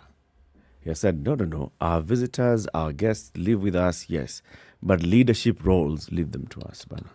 It's not foreign anywhere. It's not a foreign concept anywhere. It's global. It's global. I look at Nigeria and I think that there are people who are northerners living in the south. There are southerners living in the north. You try and see an Igbo man wanting to be governor of Plateau State. It is not possible. You can live here, no problem. You are Nigerian as the day is long. But it will not happen that you then say, yes, in fact, you can be the community leader and you're from the south living in the north. No problem. But that you want to come and now lead the people? Sorry. It won't happen. You know, Kenya is unique in that you can lead. You can actually, their positions, you can actually even vie for. It is even acceptable. We give many examples. It's acceptable.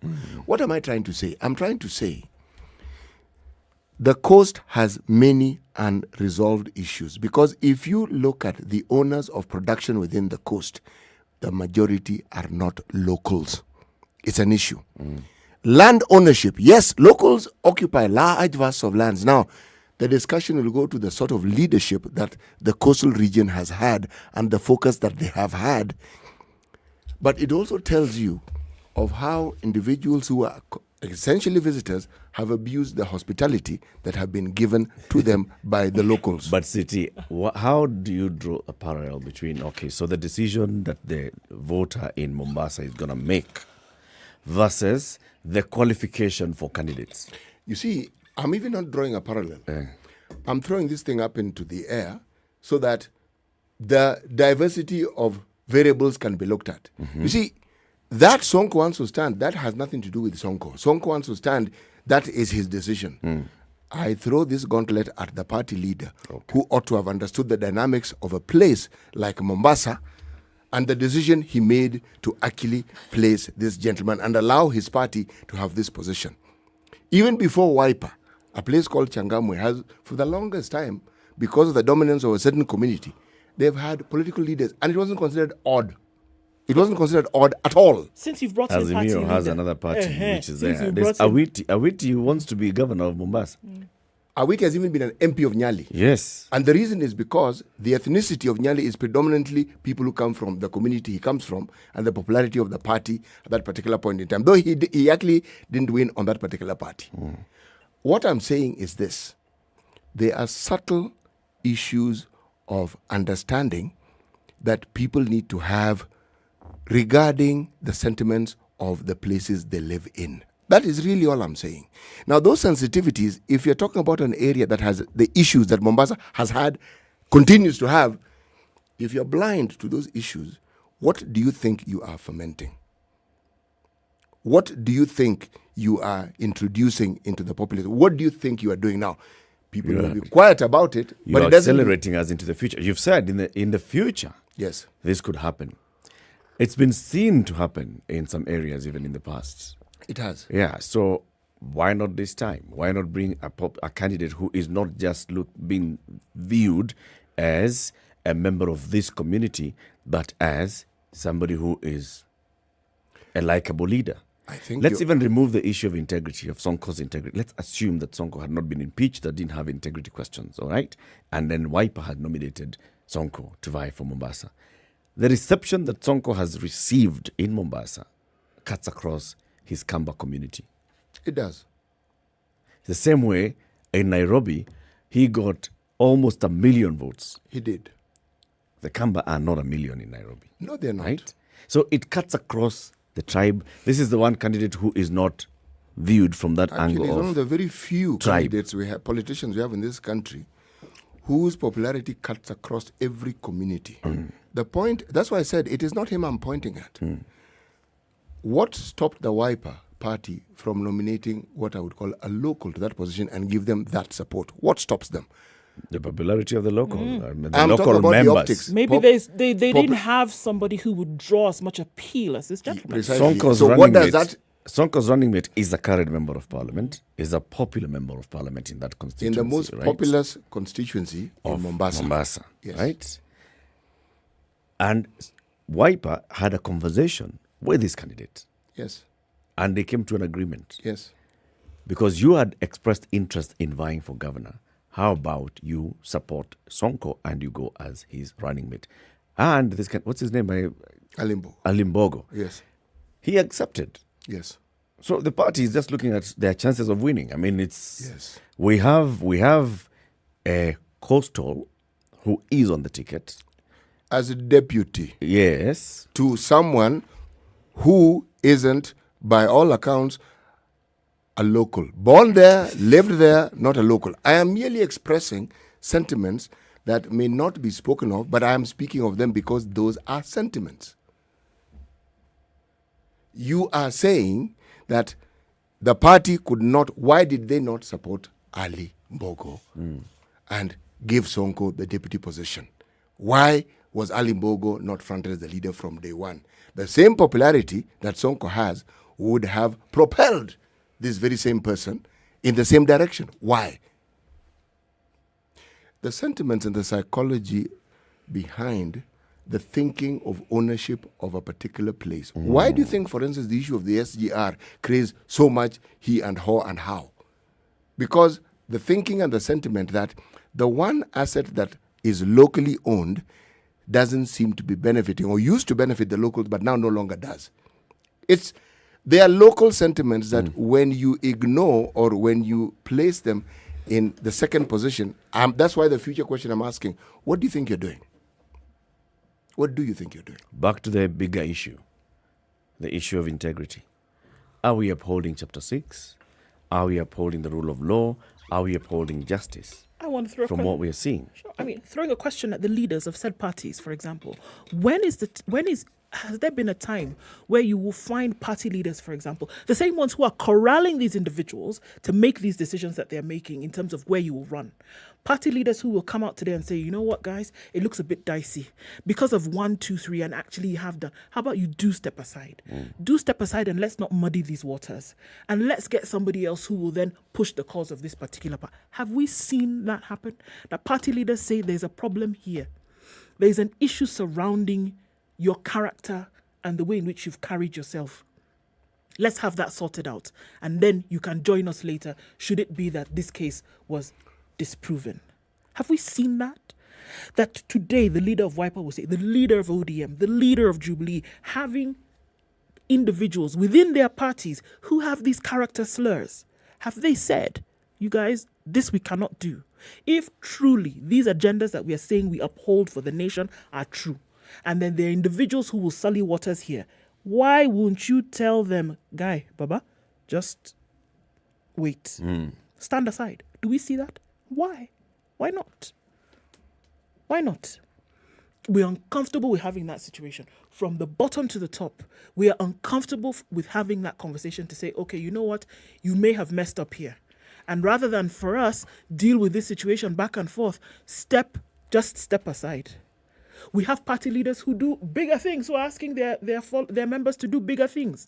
And here we are saying an issue of integrity when it comes to the rule of law, when it comes to how you will lead people tomorrow, decisions that you will make when it comes to public funds, and you already have a stain on your character, and leaders cannot tell their members today to stand aside.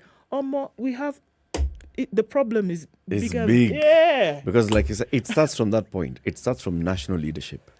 If the national leadership of a national political party does not see an issue with nominating an impeached candidate, they're even pushing you to the front. I mean, if it starts from that point, if the IEBC then has, is dodging left, right, and center on how to disqualify, how to qualify, and as elective bankers, if we will keep using this law thing for a long time, and we will not win.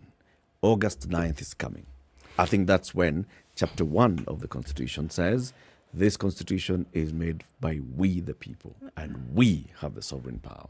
So if everything else seems to be, all up in the air and failing, then it all comes down to the voter on the 9th of August. It does. If beyond the 9th of August, we see some of these people, a convicted fraudster is taken to parliament, an impeached governor is elected by other people as a governor, somebody who has multiple cases in court, multi-billion shilling account frozen, is elected as a governor somewhere. If those things happen, then let's just go back to that chapter 1 of the Constitution and give away that sovereignty. Because we've actually given it away. And say, there was a sovereignty that was given to the people. There was a sovereign people that existed within the boundaries of this country at some point. The people gave it away. The people gave it away. Sovereignty is up in the air. It's up for sale.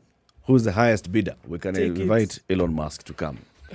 Anybody he had money, he wanted to buy Twitter. He still has that cash. Can give him the sovereignty. Were we told that by the 15th, all these cases will be resolved? 15th is tomorrow. Tomorrow. Right? Yeah. Why don't we wait and see?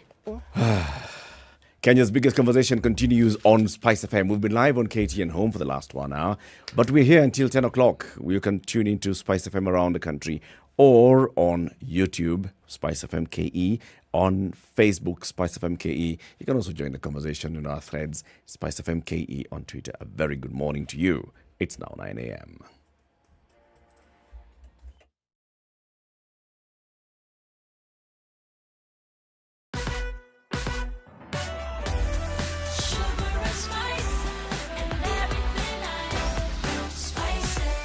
Spice up your life.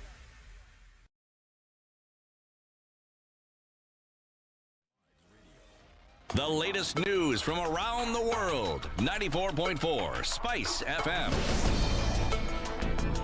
Good morning, this is Newswire. I'm Dennis Aseto. The Independent Electoral Boundaries Commission chairperson of Chebukati has downplayed reports alleging that there are divisions within the electoral agency following the abrupt arrival of ballot papers at the Jomo Kenyatta International Airport last week. Concerns emerged that there may be infighting at IEBC after a section of officials stated that they were only informed at the 11th hour that the first consignment of ballot papers were arriving in the country on July 7th. Speaking during a media interview on election preparedness, Chebukati dismissed the allegations, noting that it is not the Commission's mandate to procure and receive election materials or organize for logistics. Hence, such talks of divisions at the Commission are nothing more than hearsay. The Commission deals with policy, strategy and oversight. That's our work. We make decisions. If it's about printing ballot papers, we tell Secretariat, go and procure a firm and then we move on. When it comes to printing ballot papers, then they tell us this is how we are going to print. These are the samples. Then we tell them proceed and print. So in the process, there's a team called a Contract Implementation Team, a CIT, which then takes the responsibility of ensuring all those processes, including ballot proofing for purpose of ballot papers, and including the issue of how they'll be freight will be done and so forth. And so this team was on top of things. I think on the 6th in the evening at 8 p.m., that's when I also got a call that we have the first batch arriving the following day, and I informed the commissioners. So there's nothing fishy about that. Now, a day after campaigning for Azimio la Umoja One Kenya coalition candidate Raila Odinga in the country's capital, Nairobi, President Uhuru Kenyatta toured Laikipia and Samburu counties, where he drummed up support for the former Prime Minister to be the country's next president. The head of state disclosed that he had made the decision to back Raila, his political rival turned friend, because he is a nationalist and a leader whose interest is to bring Kenyans together. With his second term in office soon coming to an end, President Kenyatta noted that it was only Raila who has demonstrated leadership credentials to be able to take over from him. Nimekuja kutoka mpaka ya Samburu, tumepita hapo mpaka kufika hapa na hakuna pahali tumekanyanga vumbi. Na ndivyo mimi nawauliza kwa heshima, hii gari ambaye nimeipeleka na sasa imebaki wiki 3 ndio wakuniandika niambie sasa amenipatia pension niende nyumbani. Ningependa hiyo gari jameni, nitafute mtu ambaye anaweza pia aiendeshe kwa njia ya amani, afikishe wananchi pahali ambapo wanaenda. Mimi ningewauliza jameni, huyu baba jameni, mumuunge mkono muende naye. Si tunatafuta tu driver ambaye atatufikisha pahali ambapo tunataka kwenda na ambaye ataendelea na kazi. Unaonaje jameni? Meanwhile, Deputy President William Ruto mobilized residents of 5 counties of Kakamega, Vihiga, Nyamira, Kisii and Migori to rally behind the bottom-up economic agenda, noting that it was the surest way to expand the prosperity of ordinary Kenyans. Ruto responded to claims by his rivals to the effect that he had cut an angry figure owing to the current state of his presidential campaign. He dismissed allegations that he was losing ground in the race to become the country's next president, as put forward by his opponents in Azimio la Umoja One Kenya coalition. He said that his only anger emanates from the current state of affairs in the country. The DP insists that his anger is justified given that what is going on in the country, especially as pertains to the economy, is serious, arguing that a majority of Kenyans cannot afford food. Mimi nawaomba watu wa Western Kenya, tafadhali tuwe na umoja, tuungane, tushirikiane, kwa sababu hii Western Kenya ndio itaamua vile Kenya itaenda mbele na uchaguzi ambao unakuja. Mumeona jana Rais Uhuru amejitokeza, akazunguka Nairobi kidogo, akasema mpigie huyo mzee, watu wakasema hapana, wewe staafu polepole ende nyumbani. Niambie watu wa kuzimia mambo ya Western wafanye nini, wasaha? Now, the deputy presidential debate will be held on Tuesday next week. A statement from the Presidential Debate Secretariat says the debate will be held in 2 tiers, starting at 5 p.m. with the candidates whose popularity rating based on 3 recent opinion polls is less than 5%. It will be followed by candidates with about 5% popularity rating who will face each other from 7 p.m. to 10 p.m. Both debates will be held at the Catholic University of Eastern Africa, where the Nairobi gubernatorial debate was held on Monday. Remember, KTN News and entire Standard Media Group will be beaming these debate live. Be sure to join us then. This is Newswire. I'm Dennis Aseda. Good morning.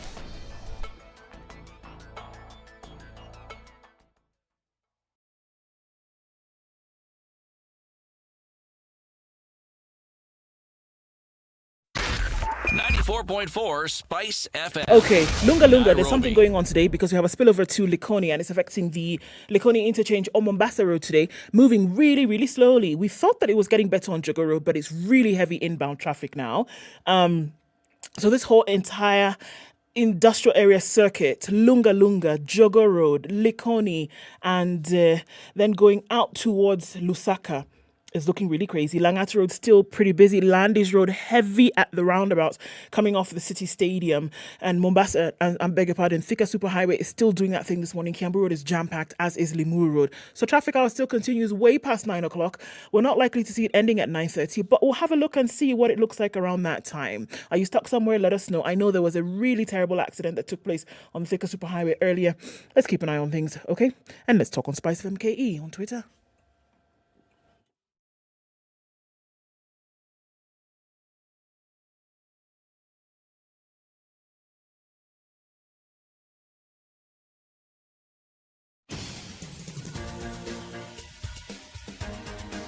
This is the Situation Room, the home of hard-hitting political commentary and penetrating insights about the state of the nation. This is a talk radio experience like no other. The Situation Room, a place for hard truths, debates, and elevated conversations. The Situation Room, witty, political, engaging, deep, controversial. In the room, we have C.T. Muga, researcher, academic, seasoned political observer, a fountain of wisdom in these politically uncertain times. Ndu Okoh, Nigerian by birth, Kenyan by choice, communications expert, Pan-Africanist, a truth seeker and believer in people power, and Eric Latiff, agent provocateur, the man in the chair, seasoned journalist, news hound, a man who... It is how many minutes after 9? 7 minutes after 9. It's the 14th day of July, 2022. Kenya's biggest conversation. C.T. Muga has the day's proverb. Good morning, boys and girls. The proverb of the day is brought to you by Aquafresh Fresh Gel. Hope does not kill. Punjani, alibulali. Exactly. Litsembe alibulali. There's a guy by the name of Ali Punjani, a citizen of the great county of Mombasa. This one doesn't involve him. It is Litsembe alibulali. Yes. not Ali Punjani. My heart is still beating very fast. There is Ali Bula. Ali Bulali. Litsembe Ali Bulali. Yes. From the people of Eswatini. Ah, yeah. Brush your teeth twice a day with Aqua Fresh Gel. The secret. Sonko is a big story, so we continue this conversation into this hour. Now looking at the political side of it, okay? Now, the people of Mombasa and whether the people of Mombasa would actually consider electing Sonko and what Sonko's confirmation in this race does in terms of the dynamics of the Mombasa gubernatorial race. First of all, there are very many comments on our YouTube channel.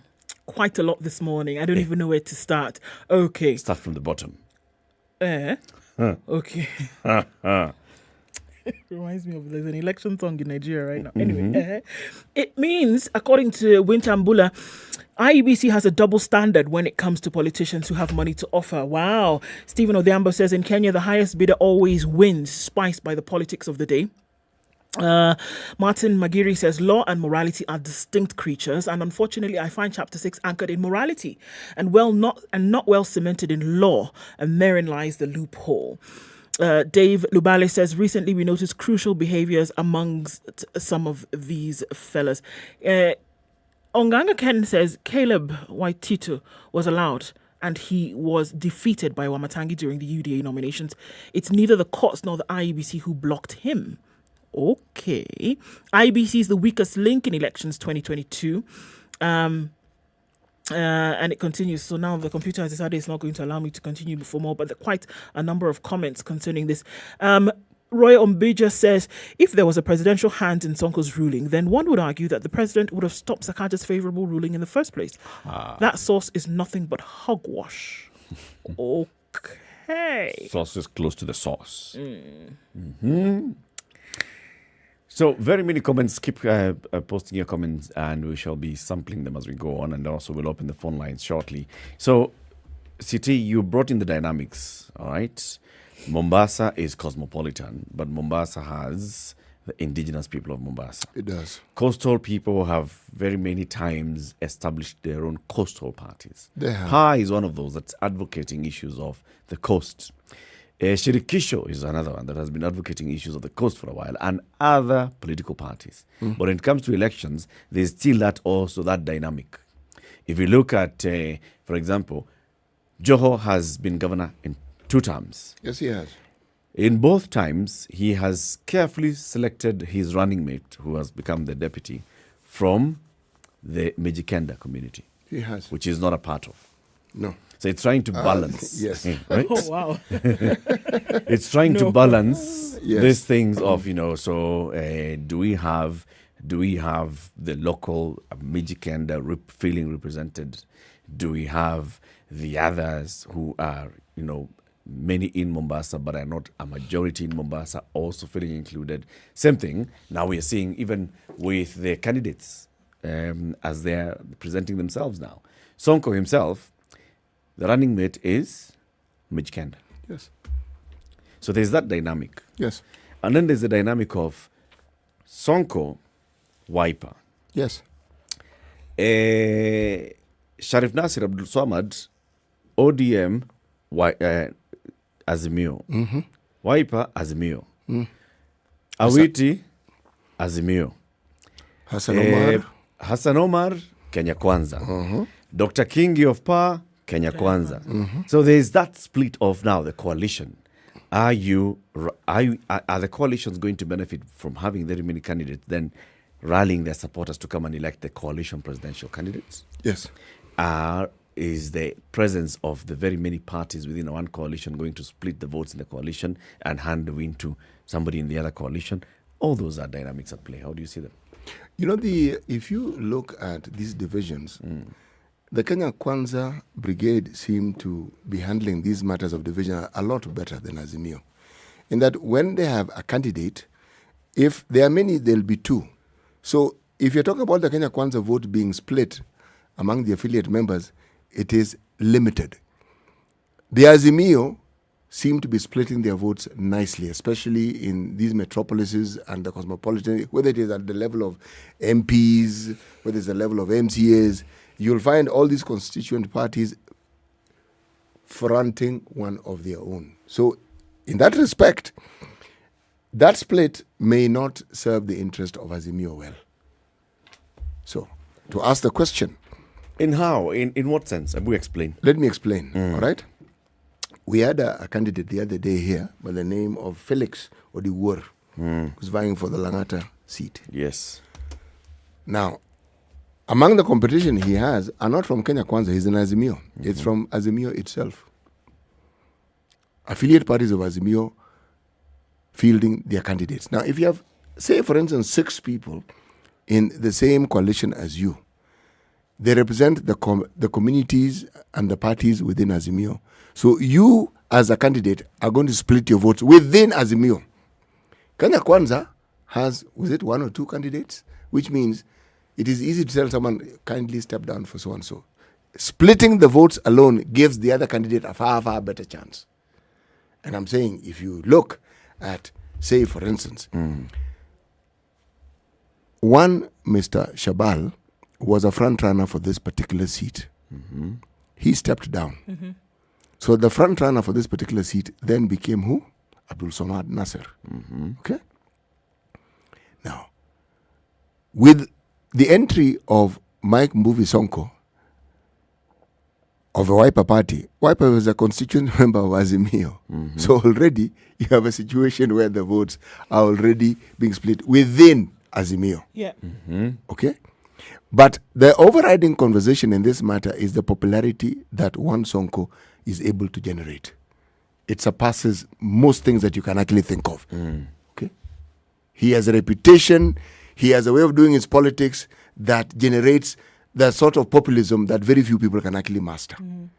So you're asking how these issues, the coalitions seem to, they coalesce around the presidential candidate. That one, the coalition partners agree on. But when it comes to now, any elective post after that, I think it's open season. Now, the people who seem to, in my mind, stand to benefit from this are the Kenya Kwanza. Because Kenya Kwanza don't have that vast split that that Azimio has. That's what But I'm trying that to say. split also, City. Look, Yes. let's look at the other 2 elections. Wiper has had a gubernatorial candidate in Mombasa before. It has. Wiper. In fact, it is very same Hassan Omar who was their candidate, in the last election. In 2017. Yes. Wiper and Shabal was their candidate in 2013. Yes, he was. Wiper has been in the race. ODM has been in the race. Yes. ODM has ended up winning both. Yes. Okay? Yes. So the presence of Wiper did not diminish the chances of ODM winning. We didn't have coalitions then. It was just parties competing. But they were coalition. They were not a coalition party. It was CORD and NASA. They were together. It was. It was a CORD coalition in Mombasa going for this. The NASA coalition as well with one candidate. Yes. With Raila and Kalonzo on the ballot. And yet, when it comes to the gubernatorial race, the ODM had their candidate and Wiper had their candidate. And it did not affect them. Jubilee did not benefit. No. In either of the 2 races. No, Jubilee So it's did also not likely to happen even this time. That it may work well for the presidential candidates when you have this many people who are vying, because each of them is mobilizing their voters to come out to vote. Yes. And when they come out and they get to that ballot, they support this one presidential candidate. So they'll go and vote for Wiper guy, but vote for the Azimio.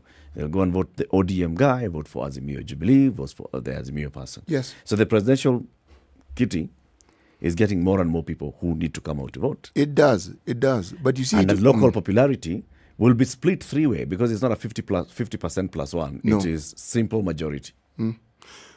The race, say for instance, for members of parliament makes sense in that if you're talking about the decision-making process and the dividing of spoils at the level of parliament, every party wants numbers. So even when there was an attempt to zone off areas and what have you, that fell flat on its face. I'm looking at this current state of affairs or these current events that we've seen. And I do think that, if anything, what happens here is, if you're looking at an Azimio front to this, it does split the vote. It does split the vote.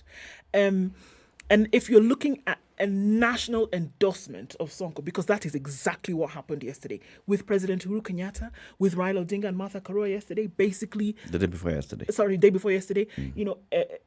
Enthroning this gentleman, doing it in the manner in which they did. You have to ask the question, what happens to Abdul Samad, who has been put up there in the recent months? The same party had put him up and said, this is our man here. Same coalition now is coming out and saying, actually, you know what? This is also our man. So you've split the vote. Not necessarily. That's why I'm actually coming from that point of, you are splitting the vote, yes, but whose vote? You're only splitting those individual candidates' votes.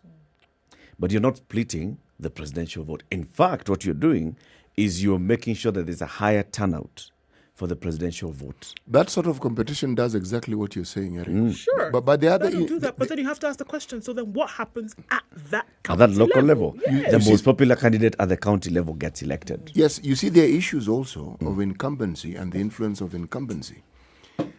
You see, one saw that playing out in central Kenya, the mountain, where the president seemed to have, his popularity seems to have dipped to the point where the presidential support was considered a downer more than an upper. Yeah. Okay?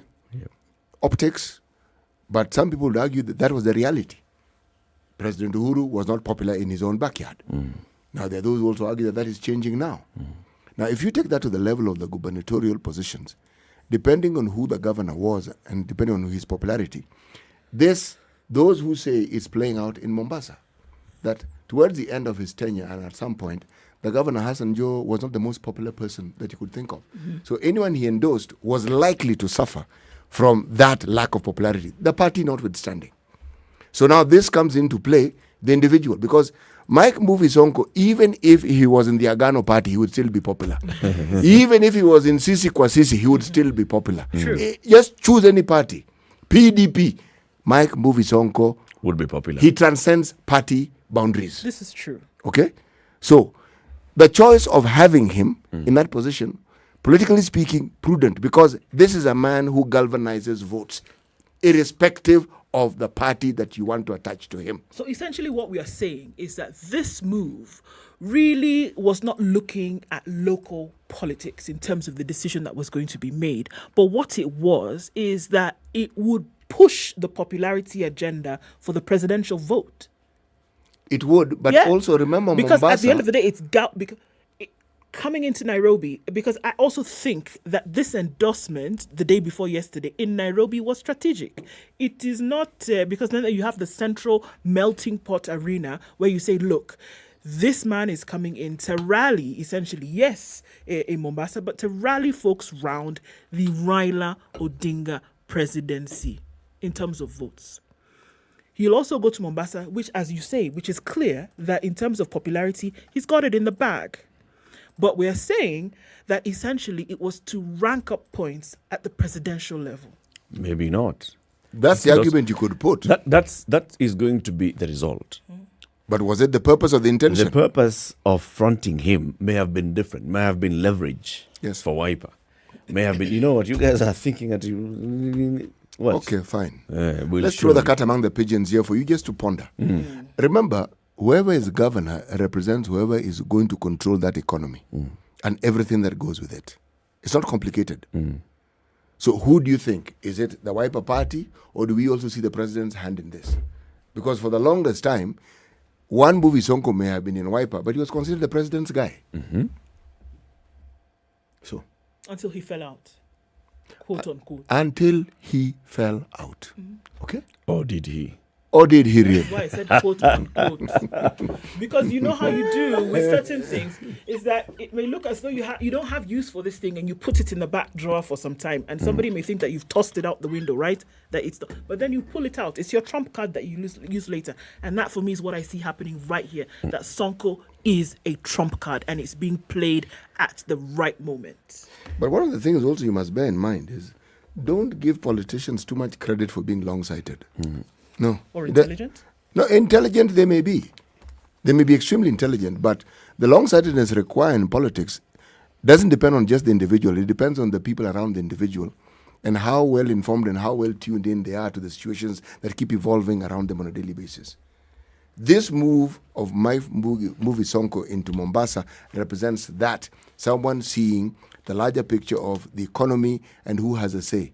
Now, the short-sightedness comes into, are you infringing on the sensitive issues of what locals feel? Because essentially, and I'm repeating it, Ali Mbogo was there.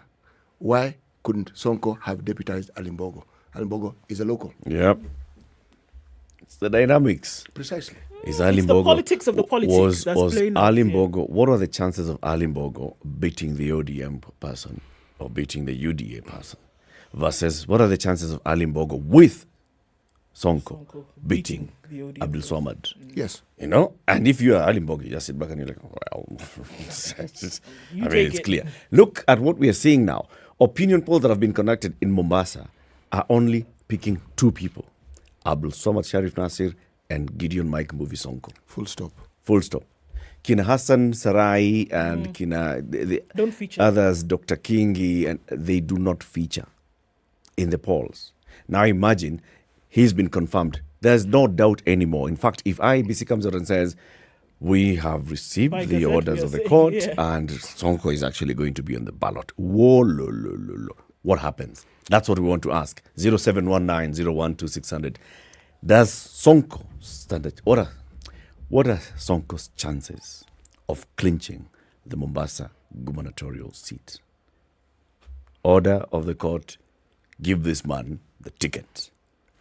IEBC, if they actually do go ahead and do not play like, oh, we did not know, we were told. If actually Sonko ends up on this ticket, what are the chances of Gideon Mike Movie Sonko winning this seat? 0719-012-600. You can call me. Callers will be picking your calls shortly as we continue the conversation. Ednah is ready to pick the calls. Polls are showing Abdul Swamad and Sonko. We know that there is more than those two candidates for this particular seat. We actually know of at least 5 candidates in this seat, and we'll just be confirming how many others had been cleared. What are those chances? James. Morning, sir. Good morning, James. How are you? Welcome back. Mwalimu, how are you? Fine, thanks. Now, I think we find ourselves in a very funny position. You guys have been speaking for 3 hours, going to and a half. Some 3 bench judge or 3 judge bench as there are 3 judges sitting on a bench. on a bench. I think CT finally got it. I'm not quite sure, but you know. Went and wrote 61 pages. We have seen counsel arguing about something that should not be argued about. If you're dirty, you're dirty. Yep. Full stop. Yep. All this, could he, let's go to court, blah, blah. At the end of it all, let us just glue chapter 6, the pages of chapter 6 of the Constitution together, glue them together, staple them together. So, because it's now just a mockery. It's truly just a mockery of everything. What are we teaching the generation behind? That it doesn't matter? Good manners doesn't matter? No. And like Ndu has been saying, it will come back to bite us. It will bite us very hard. What are his chances? Can only pray. What else can you do? You can only pray what? That he wins or that he doesn't win? No, that Mombasa people see what happened to their brothers up country and make the right decision, whatever the right decision is. Because these days it doesn't matter. You are doing exactly what you don't want us to. You don't want us to dance around the issues. So no, I mean it should not be on the ballot. Full stop. Bas, yeah. Yes. Yeah, say it, Bwana. Anything else? In English. Yes. Pages, court here. You should not be. In any other part of this world, you would not even be countenanced. That's true. Thank you, James. Exactly. That's how. Have a good day. Anthony is in Mombasa. Good morning. Morning, how are you? Very well. Huko kunanyesha mbaya sana. Ni baraka. Ndio hiyo nashuku vile Sonko amepewa nafasi. Mungu anaosha hiyo chuki inatoka. Yeah. What are his Okay, me chances? have two things. Yeah. Two things. One, about the clearing of Sonko, as the earlier caller had said, remember chapter 6, I think the IBC should move this process here, clearing of candidates a year before. So this clearing should have been done 2021. Watu waende kotini wamalizane everything blah blah blah 2021. So that now ikifika there's no these delays mpaka last minute to be cleared. And let us kindly give the institutions the power, the budget, so that they can do whatever they do and bar these people. Now on Sonko atapita saa 4 asubuhi 10 a.m. Yes.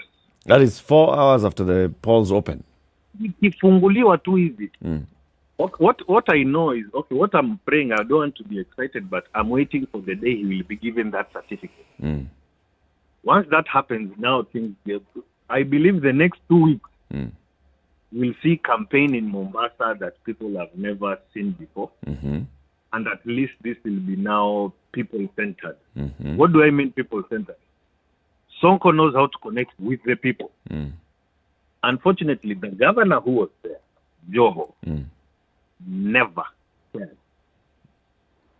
And unfortunately, Abu Swamad has this tag. Is a Joho project. Wow. So anyone who is just tagged with Joho has nowhere to go in this program. Wow. Yes. Okay. Thank you, Anthony. Yes, thank you. Let's cross over to Vihiga. Samson.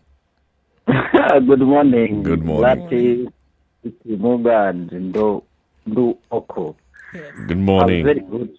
You guys are doing a great job.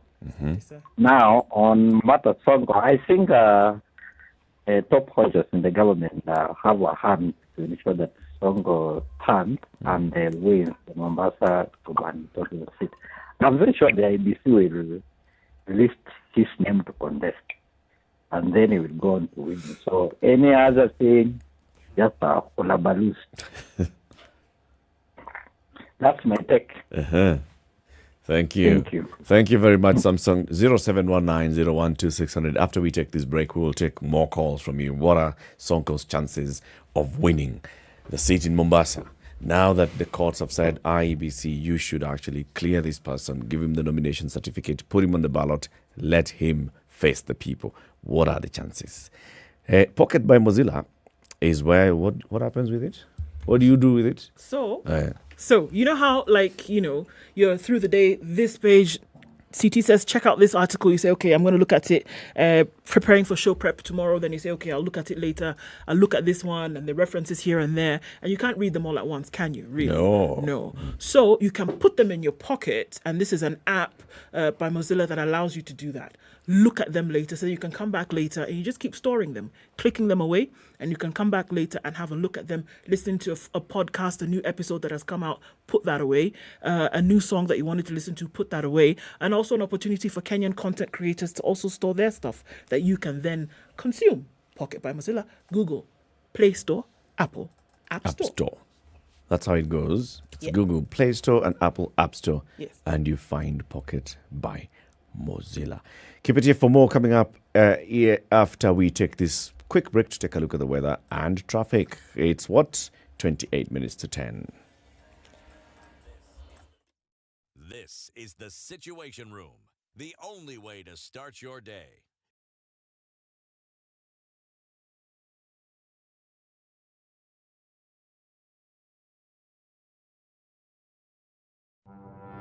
There's so many people peddling what is false and that it bears remarkable resemblance to what is true. Politicians have their agenda, and their agenda is to use every opportunity to sell that agenda and to loot this nation. I have seen major strides that are done in this country when we talk to each other as against talking at each other. We start getting back into the tribal cocoons which were put to us by the colonial powers. You know, they gave us physical freedom but not mental freedom. We're still mentally colonized today into these cocoons of tribe. Now, if you live in an area where it's difficult to find a dog, use a goat.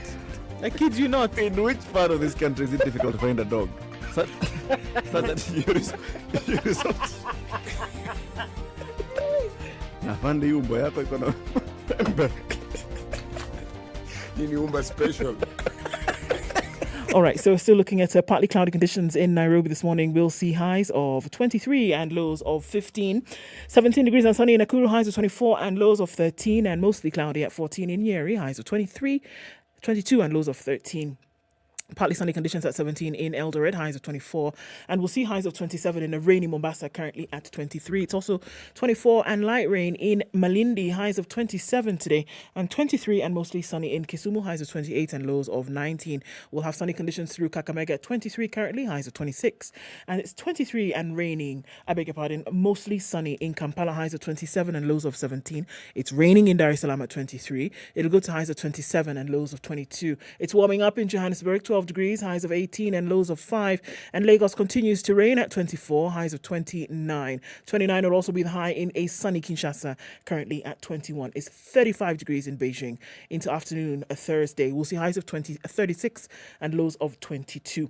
Sunny conditions at 23 in Paris, highs of 31, and we'll see highs of 25 in a sunny London.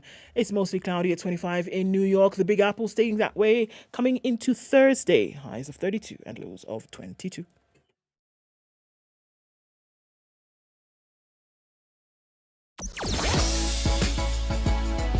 Sugar and spice and everything nice. SpiceFM. Spice up your life. All right, looking much better, looking at that industrial area interchange, except for Lunga Lunga still hasn't gotten that memo about clearing up traffic. Something must have happened here. I'd like to know what that may be through the morning. Talk to us, guys. Jogo Road is also pretty heavy between the train station out towards Botella.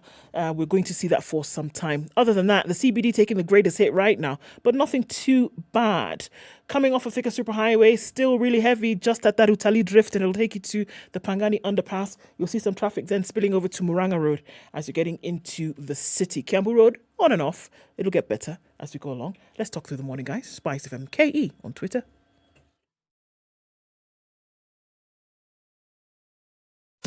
Business news with Spice FM. I'm Dennis Aseto. Foreign exchange inflows from international travel transport rose to 109 billion shillings in 12 months to April 2022 from a lower of 63.6 billion shillings previously. Data from the Central Bank of Kenya shows the higher receipts helped boost services exports by 62.2% across the 12-month period. The higher travel and transport receipts signal the continued rebound of fortunes from international travel, which had been capped by the stay of COVID-19 related restrictions in the past 2 years. Diaspora remittances have nevertheless continued to cover the bulk of foreign exchange inflows into the country. The continued rise in the cost of living or inflation coupled with a weaker currency is now set to see the Central Bank of Kenya pull its support for the economy through monetary policy.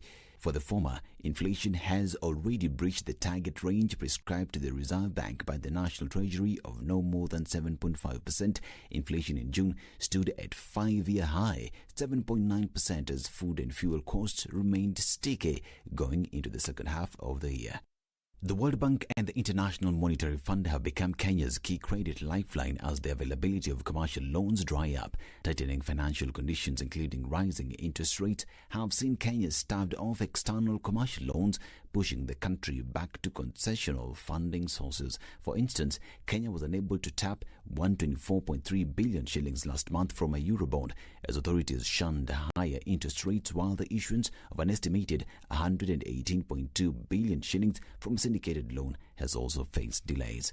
And for the first time in 20 years, the exchange rate between the euro and the US dollar has reached parity, meaning the two currencies are worth the same. The euro hit $1 on Tuesday, down about 12% since the start of the year. Fears of recession on the continent abound, stoked by high inflation and energy supply uncertainty caused by Russia's invasion of Ukraine. The European Union, which received roughly 40% of its gas through Russia pipeline before the war, is attempting to reduce its dependence on Russian oil and gas. For Spice Business, I'm Dennis Aseto. Spice FM Business.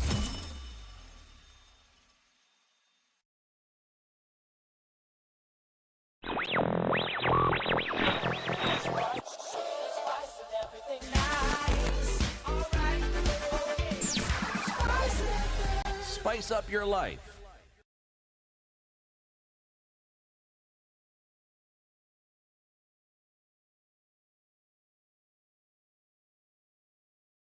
Twenty-two minutes to 10. Sonko on the ballot for Mombasa. What are people saying on social media?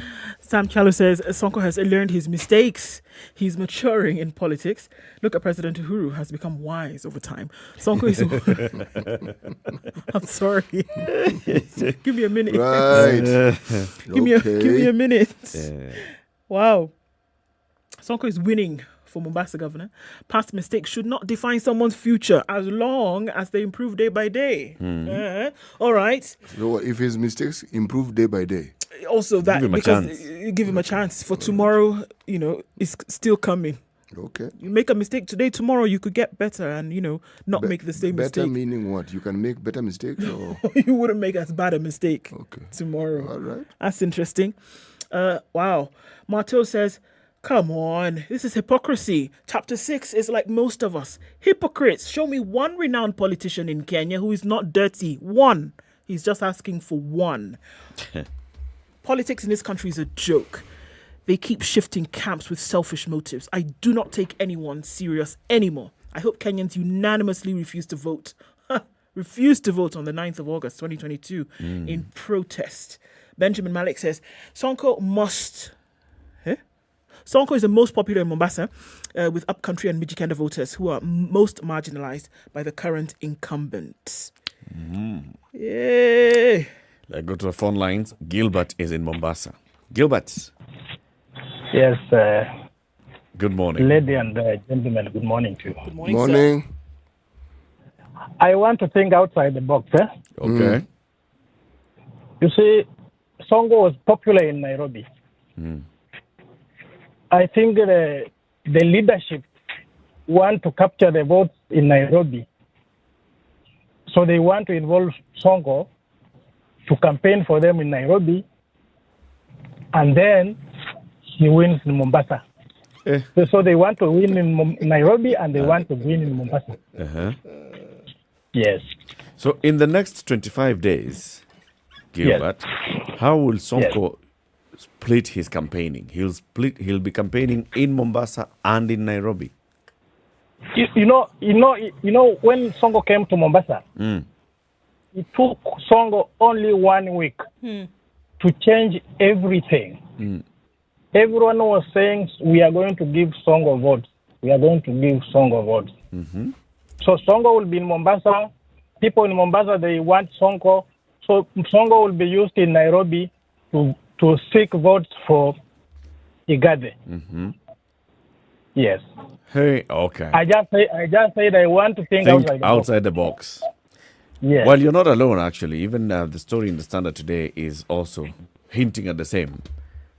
Yes. The political deal was so that he can also help them with the Nairobi campaign. Is it that difficult for them to campaign in Nairobi? Yes. Thank you, Gilbert. You're welcome. Asante. Moha. Yeah. Good morning. Good morning to you. Good morning to everyone there. Good morning. CD. Yes, please. We were raised to respect elders because of the wisdom that they came with. You do realize in my sentence I say we were. Past tense. That explains a lot. If you look at someone who's has old age, and then they tell you that so and so cannot go anywhere because they're still young. But at the same time, this person knows there's a constitution that has a protocol of how things happen. Then there are these young fellas, people my age and below, who don't have jobs, who are sitting there and they're actually cheering this old man who's saying so and so cannot go anywhere. Now look at that picture. Look at these young men who do not have jobs. But they're cheering this man who's telling them this person who's up here is still too young. So you don't have to get a chance. You just stick down there. Just stick down there. Let's continue with this one. And by whatever miracle, whatever happens to you will happen. Now, this old man who's up here, who's being cheered and telling you how this cannot happen because this person is still young, there is no way I can look at him as a wise man. Because that is not the wise man I was brought up to respect. That breed is gone. There are very few left. And it is tragic. It is exhausting to actually realize that. It is painful. Very few people don't realize it, but our society has been, I don't know how to describe it. We've lost it. I don't know what it's not necessarily lost it, but we've deteriorated. Downgraded the integrity index. But to very alarming levels. Okay. It's okay. Thank you for the sobering I don't know. observation. Maybe CC can find a way to frame it. Coin it into a proverb. Yeah, not necessarily a proverb. You see, a proverb will make it even more difficult. Put it in a language that even a 5-year-old will understand. Simplified to the best. Thank you, Moha. Let's hear from John in Mombasa. Good morning. Morning. Habari asubuhi. Salama kabisa. Salama. Sasa unaona Mombasa, things are different.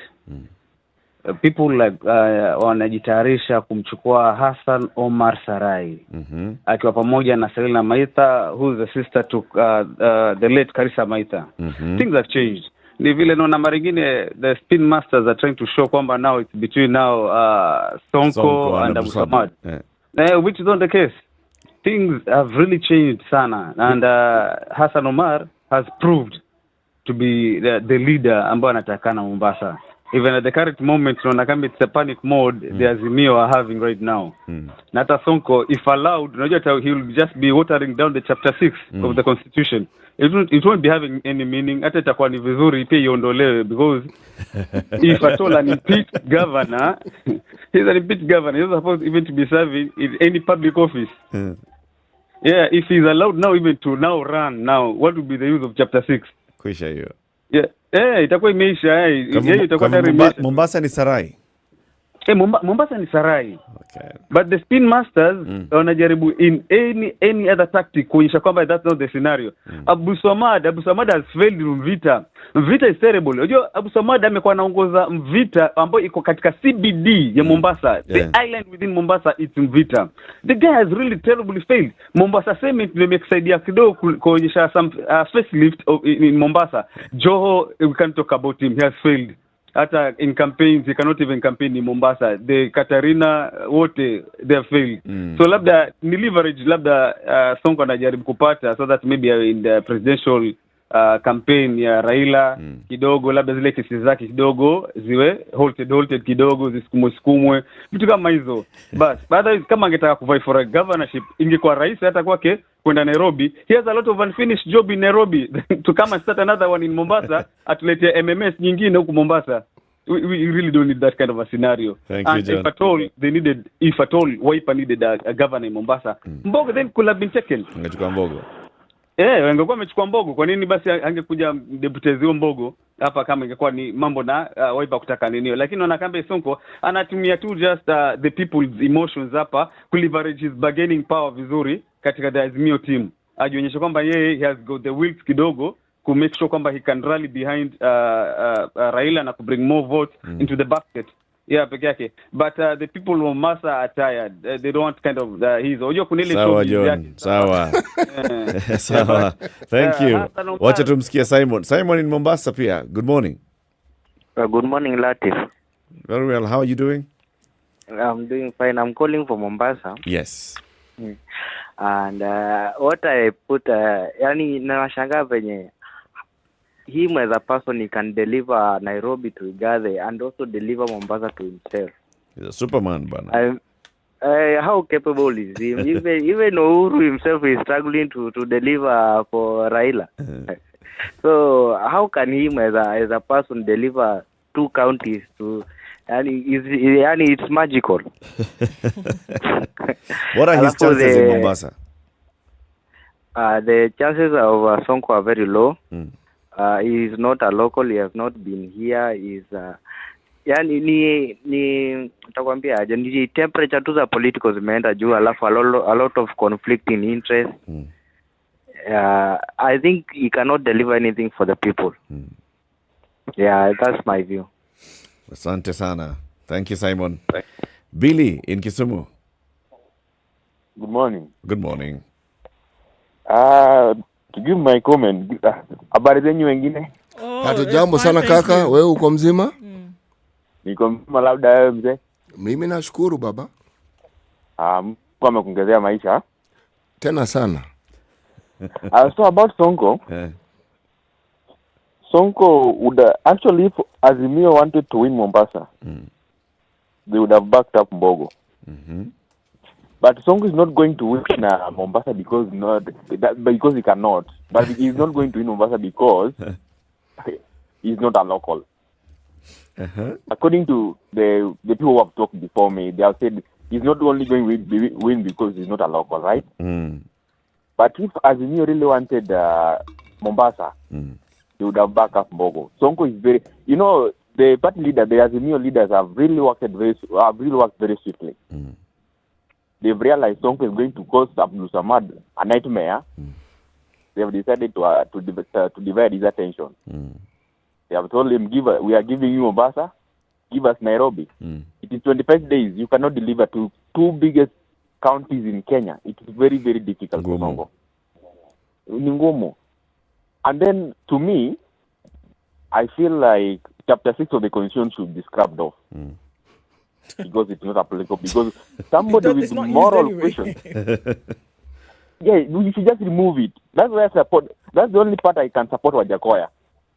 Itolewe. Scrub off that Chapter 6. Itolewe, it's not helping us. How can somebody who has a questionable morals be allowed to vie? Okay. Thank you, Billy. People without degree. Sante, have a good day. Derek in Mombasa. Habari zenu? Salama kabisa. Sasa mimi ni mkaaji wa Mombasa. Na kuhusu Sonko, hii Sonko atashinda kwa urahisi sana. Kulingana na siasa Mombasa, kuna mambo mengi sana hapa. Na vile inavyoelekea alivyotangazwa tu, hata sasa hii magari mengi sasa yako branded Sonko. Everybody is talking about Sonko. So it's a done deal. Sonko is going to win hands down. Okay. Yeah, atashinda sana. Derek, what do you say? There are many who are saying he's not a local. No, those are saying nothing. I'm senior, I'm 50 years. I've been in Mombasa throughout my life, so I know what I'm talking about. So it doesn't matter that it doesn't matter that he's not an indigenous Mombasa person.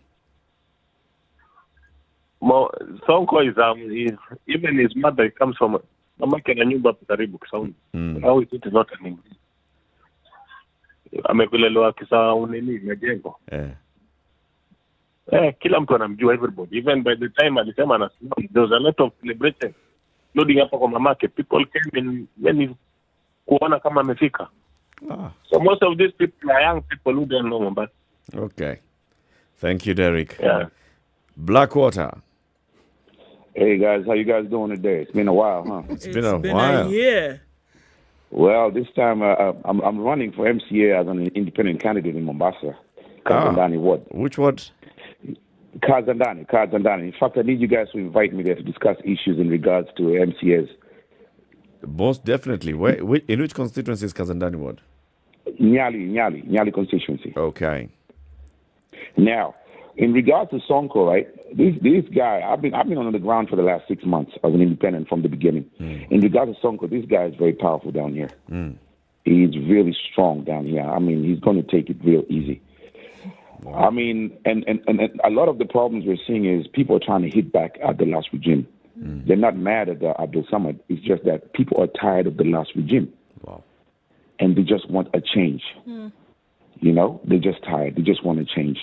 And people are very disappointed when Shabar stepped down because he thought he was going to save the nation, Mombasa. So now people are really pissed off and they're really going for Sonko. In regards to Sonko being born here, he was born in my actually he was born in Majengo and he lived in my constituency in Topanga, Kisauni area. So basically he's from here. You know, he was brought to my uncle's garage to be taught how to be a mechanic, but he decided to go the other route. So he's a person from Mombasa. Nairobi just want to do business. Okay. Yeah, but I mean, you guys invite me up there. I need to come there and discuss the issues. Yeah, Ednah will take your number and she'll call you later in the day. Okay. Okay, thank you. Thank you, Blood. All the best. Okay, cheers, guys. Okay. Zachary. Oh, you guys, how are you? We are fine. How is Borimandro there? He's fine. Now, Mr. Eric. Yes. Mr. Eric. Yes, sir. I'm good, and well, I said today, let me inform these guys about my silence and whatever. I've been shifting. And I've been shifting from, I told you I'm a native of Katodo South. Yes. Where our main cash crop is the president, yeah? Everyone knows that. So I've come to the ground now to tell people, consider me as probably a future president. Yeah. That's how I mean. Otherwise, I'm okay. Good. I came with my small radio and, it has got problems with receiving, with the receivership, yeah? But I hope you listen in the evening. That was in the room. I'm always mentioned there. You're always contributing. And can I tell you something? The most work that I'm engaging in is to tell these guys here in Katodo South. Actually, I'm very, very near the seat of whatever. I'm telling them, can you be listening to SpiceFM? Forget about this other nonsense that we, I'm telling them, listen to SpiceFM. And they are responding, actually. Very good. And most of them are telling, we hear you. We have been hearing you when you are in Nakuru, and we are very much happy. But now you are part of us, and we are considering you. You're our man on the ground. Yeah. So, ukiingia State House, sisi tutakuwa director of communication. I know where I'm going to. And I want people to be slapping people who come to disturb me. Thank you, Zachary. Issue about Sonko. I think Sonko, if he goes to even Uganda, even around Nairobi or Mombasa or here in Katodo South, Sonko's benevolence. Sonko is he's a guy who has been on the ground like me now, yeah? Sonko can win anywhere because he's kind-hearted, he's a good soul, he's a happy soul. We have been seeing, actually, he's very good when it comes to, public, you call it public relations, yeah? Yes. He goes to Eric's house, finds that these guys are, colliding each other. And then when he makes peace, when he is arbitrating, yeah, he has to make everybody know. And he is very good at that. And also he says, I left them a bundle of Muga, yeah? And then we say, actually he is a good guy and he's a good So he's winning Mombasa? Definitely.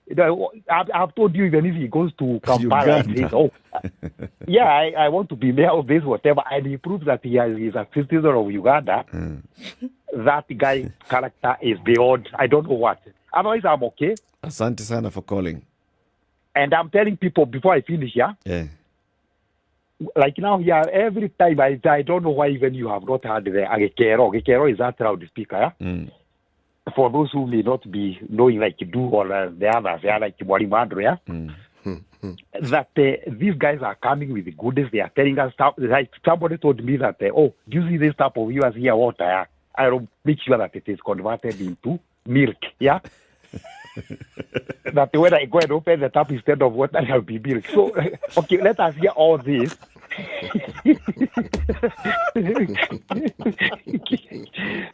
But when it comes to voting online, let us use our heads, okay? Sawa. Yeah, have a good day. And have a nice day, guys. You too, Zachary. Okay, asante. Asante sana. From the calls you've had, so there are people. There's someone who said this one is Sarai. Someone else said no, he can't win. But many are saying Many from Mombasa. Very early in the morning. Ameshinda asubuhi. Even actually has won already. It's just that they're waiting for August 9th. Just waiting for the day and to be able to actually do this physical thing of voting. It's interesting. But what is it that then is guaranteeing this in the minds of people? It seems to be this benevolent perspective. It's that he targeted. It's targeted benevolence. Yes, it is. It's, And no, it's and- not. and It's not just it's not just dishing out flippant. money It's and not throwing flippant. money from a helicopter. No, it no. isn't. And if you look at the things that he's actually look at Nairobi and what he did, like you say, it's targeted. People who are in specific need, it is dealt with. It's dealt with Conclusively. Maternity issues, school fees. You don't have Burial. You don't have water. At we'll that give point, you until the next time. that point. Yes. But you see, that's You the come burden into the person. Pumwani Maternity That is their Hospital, current burden. You need Yes. fees. We pay. And then some of these burdens are current to the individual, but they're also communal because They're the communal. community is called to assist. Now the guy comes and he sorts out everything immediately. But look at it. We are guys. going We are into leaving. the election on the 9th of August. Make sure that you participate in the election, make the right choice. Thank you very much for tuning in to Kenya's biggest conversation. Elections bila noma. It doesn't matter whether you're local, whether you're bara, whatever. Just view your neighbor as a neighbor. You've lived with them for 5, 10, 11 months, years. It's okay. Just let's all accept that we are participating in an election as a right, and we shall emerge from this election together. Have a lovely day. It's 10 o'clock. We'll be back tomorrow morning.